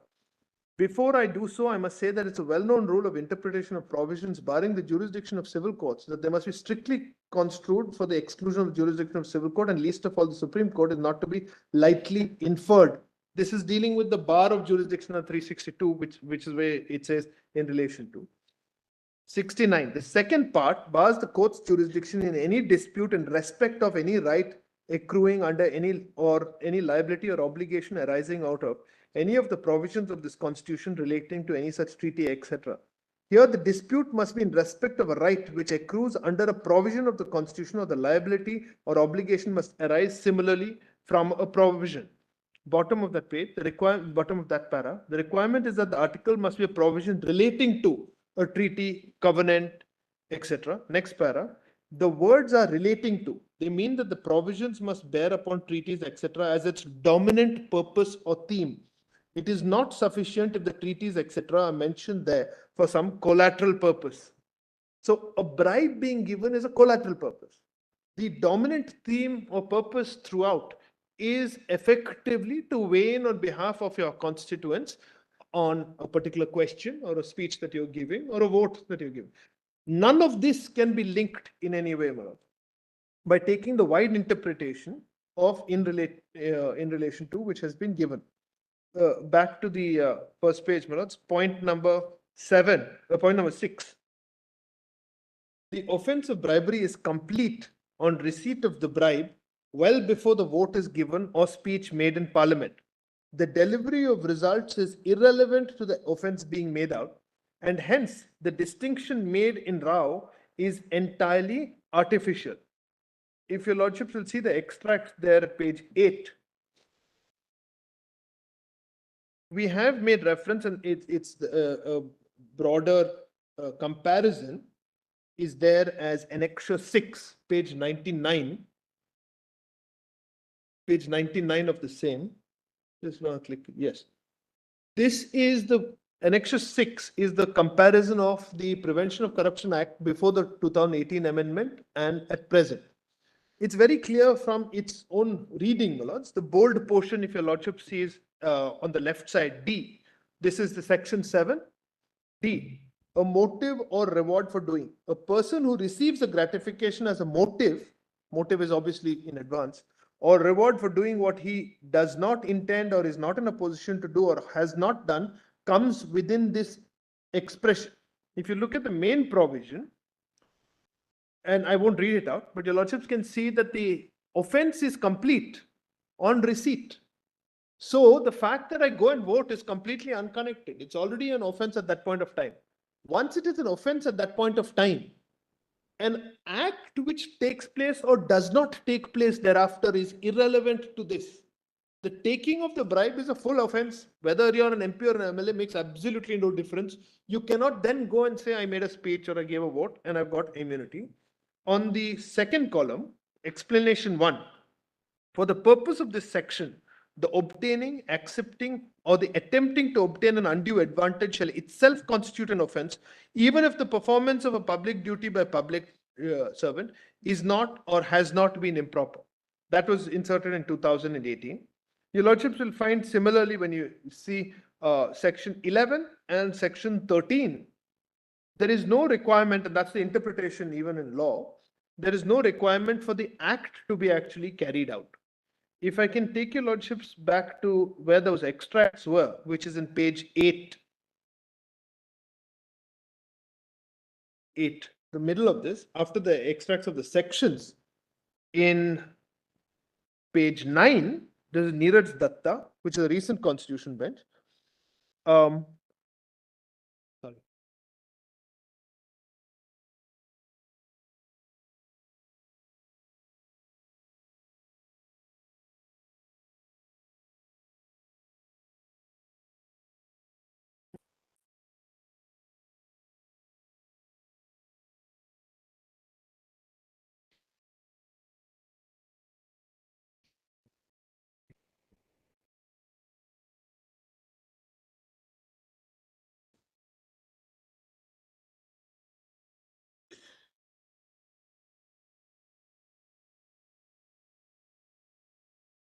Yes, ma'am. What will be the situation, you're referring to section 7, Yes, where there is an agreement yes, that you vote in this particular manner or you speak in the parliament yes, and he performs as per the agreement yes, and thereafter he gets the money, the bribe which is agreed.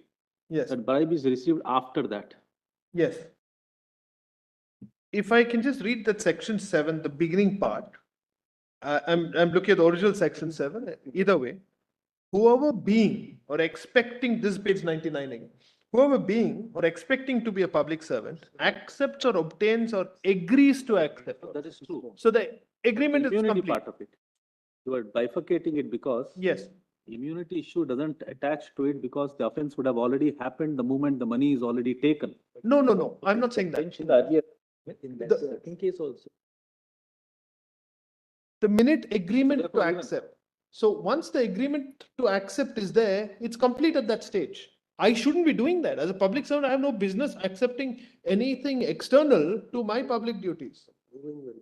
Proof is a big. No, that's a question of prosecution, ma'am. The minute it is launched under any of these sections under. The agreement, it says attempts to obtain also. Yes, or attempts to obtain. Even an Or attempts to obtain from any person for himself or for any other person, any gratification. Now, please note, my lords, it includes expecting to be a public servant. So at that stage, it could include a situation who's not, a person who's not a public servant. Correct. So it includes, it's broad enough, and now they've split it up into A, B, C under the new casting. So I would argue, my lords, that Yeah. the completion of the offense is at that point, when I make a demand Right, both or ways. when I enter into an agreement, it's over there. But once- you can get that. Yes. So. I'm sorry, I'm just, I was at page 9. 55. It is correct. Well, I'm being urged, and rightly so, to just read page 85, if I may.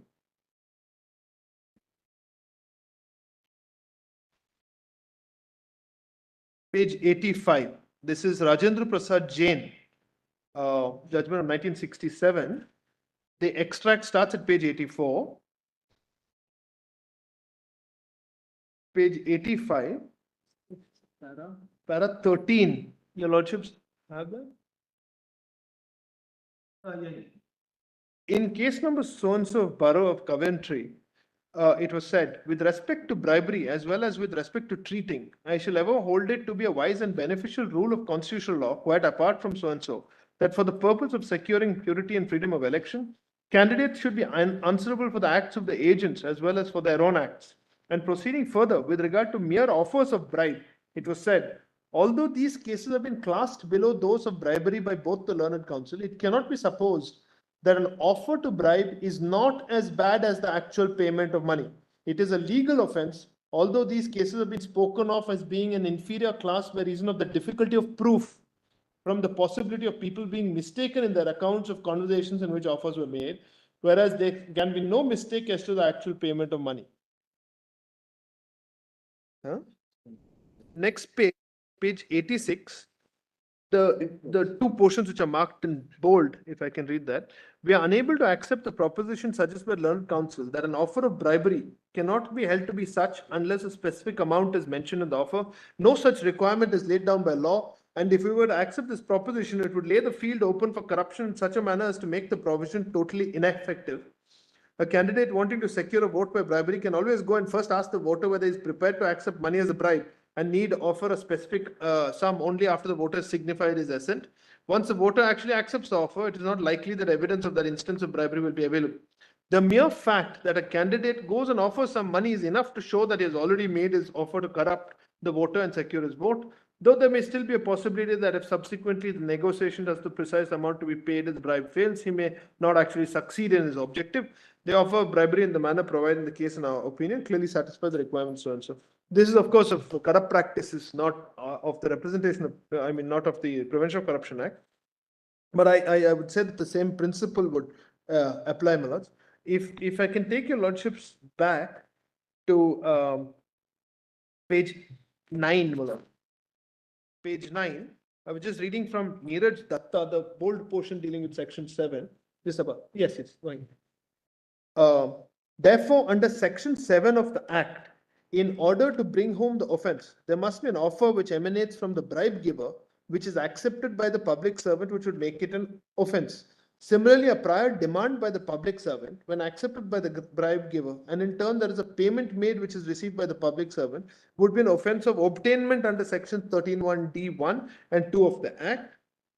In Syed Ahmad, and these are three cases one after the other, where they say the results are irrelevant. Syed Ahmad, para 25. Ram Krishan, it is enough if by abusing his position as a public servant, a man obtains for himself any pecuniary advantage. I will say woman as well. Entirely irrespective of motive or reward for showing favor or disfavor. And the third, Daneshwar Narayan Saxena, it is not necessary to constitute the offence under clause D, this is of the old Prevention of Corruption Act, of the section that the public servant must do something in connection with his own duty and thereby obtain any valuable thing or pecuniary advantage. It is equally, etc. Well, then there are three other judgments, including a reference to Brewster itself. And then if I can take your lordships back, if you can just go to volume 6, my lords, we have put some legislations at the absolute back of volume 6. And the relevant one, volume 6, no? Yes. No. At page 2025, volume 6, page 2025. Last of the document. Yes, the absolute last document, 2025, volume 6. So this is the Lokpal Act, and this is relevant. One thing you may note is that, of course, this is a classic case, Narasimha Rao. If I may digress for a minute, I was in college when this judgment came out, and Professor K.C. Sunny, who was on the Cochin University, had set a moot problem, which we had occasion to take part in, where he merged Quixote Holland's facts and Narasimha Rao's facts. And as a first blush law student, it came as a shock to us that Narasimha Rao said what he did, and we had to try and justify it. Now, that judgment was very important, Narasimha Rao, because of the way it helps young students understand how ratios are called up. Because three judges are majority on one point, they are in two of them are in minority on another point, and they're unanimous on the third point. So on this sanction point, I just want to show just a minute before you rise. Section 2C brings in that the competent authority will be the speaker and the chairman. But just see section 14 for a minute, Manoj. Section 14 is at page 2030, bottom of 2030. And there, subject to other provisions of this Act, the Lokpal shall inquire or cause an inquiry to be made. And B says any person who has been a minister of the union. C, which is at 2031, says any person who is or has been a member of either House of Parliament. And then subsection 2, which is on the next page, 2032. Notwithstanding anything contained in subsection 1, the Lokpal shall not inquire into any matter involved in or arising from or connected with any such allegation of corruption against any member of either House of Parliament, in respect of anything said or a vote given by him in Parliament or any committee thereof, covered under the provisions contained in clause 2 of Article 105 of the Constitution. Therefore, the interpretation that your lordships give will have a direct impact on how the Lokpal and the Lokayuktas, where the states have made the laws, will administer and implement the legislation with reference to corruption. I'm almost done. I'll take about 10-15 minutes tomorrow. In the Okay, you meanwhile, can, Mr. Ansari, about 15 minutes or so now.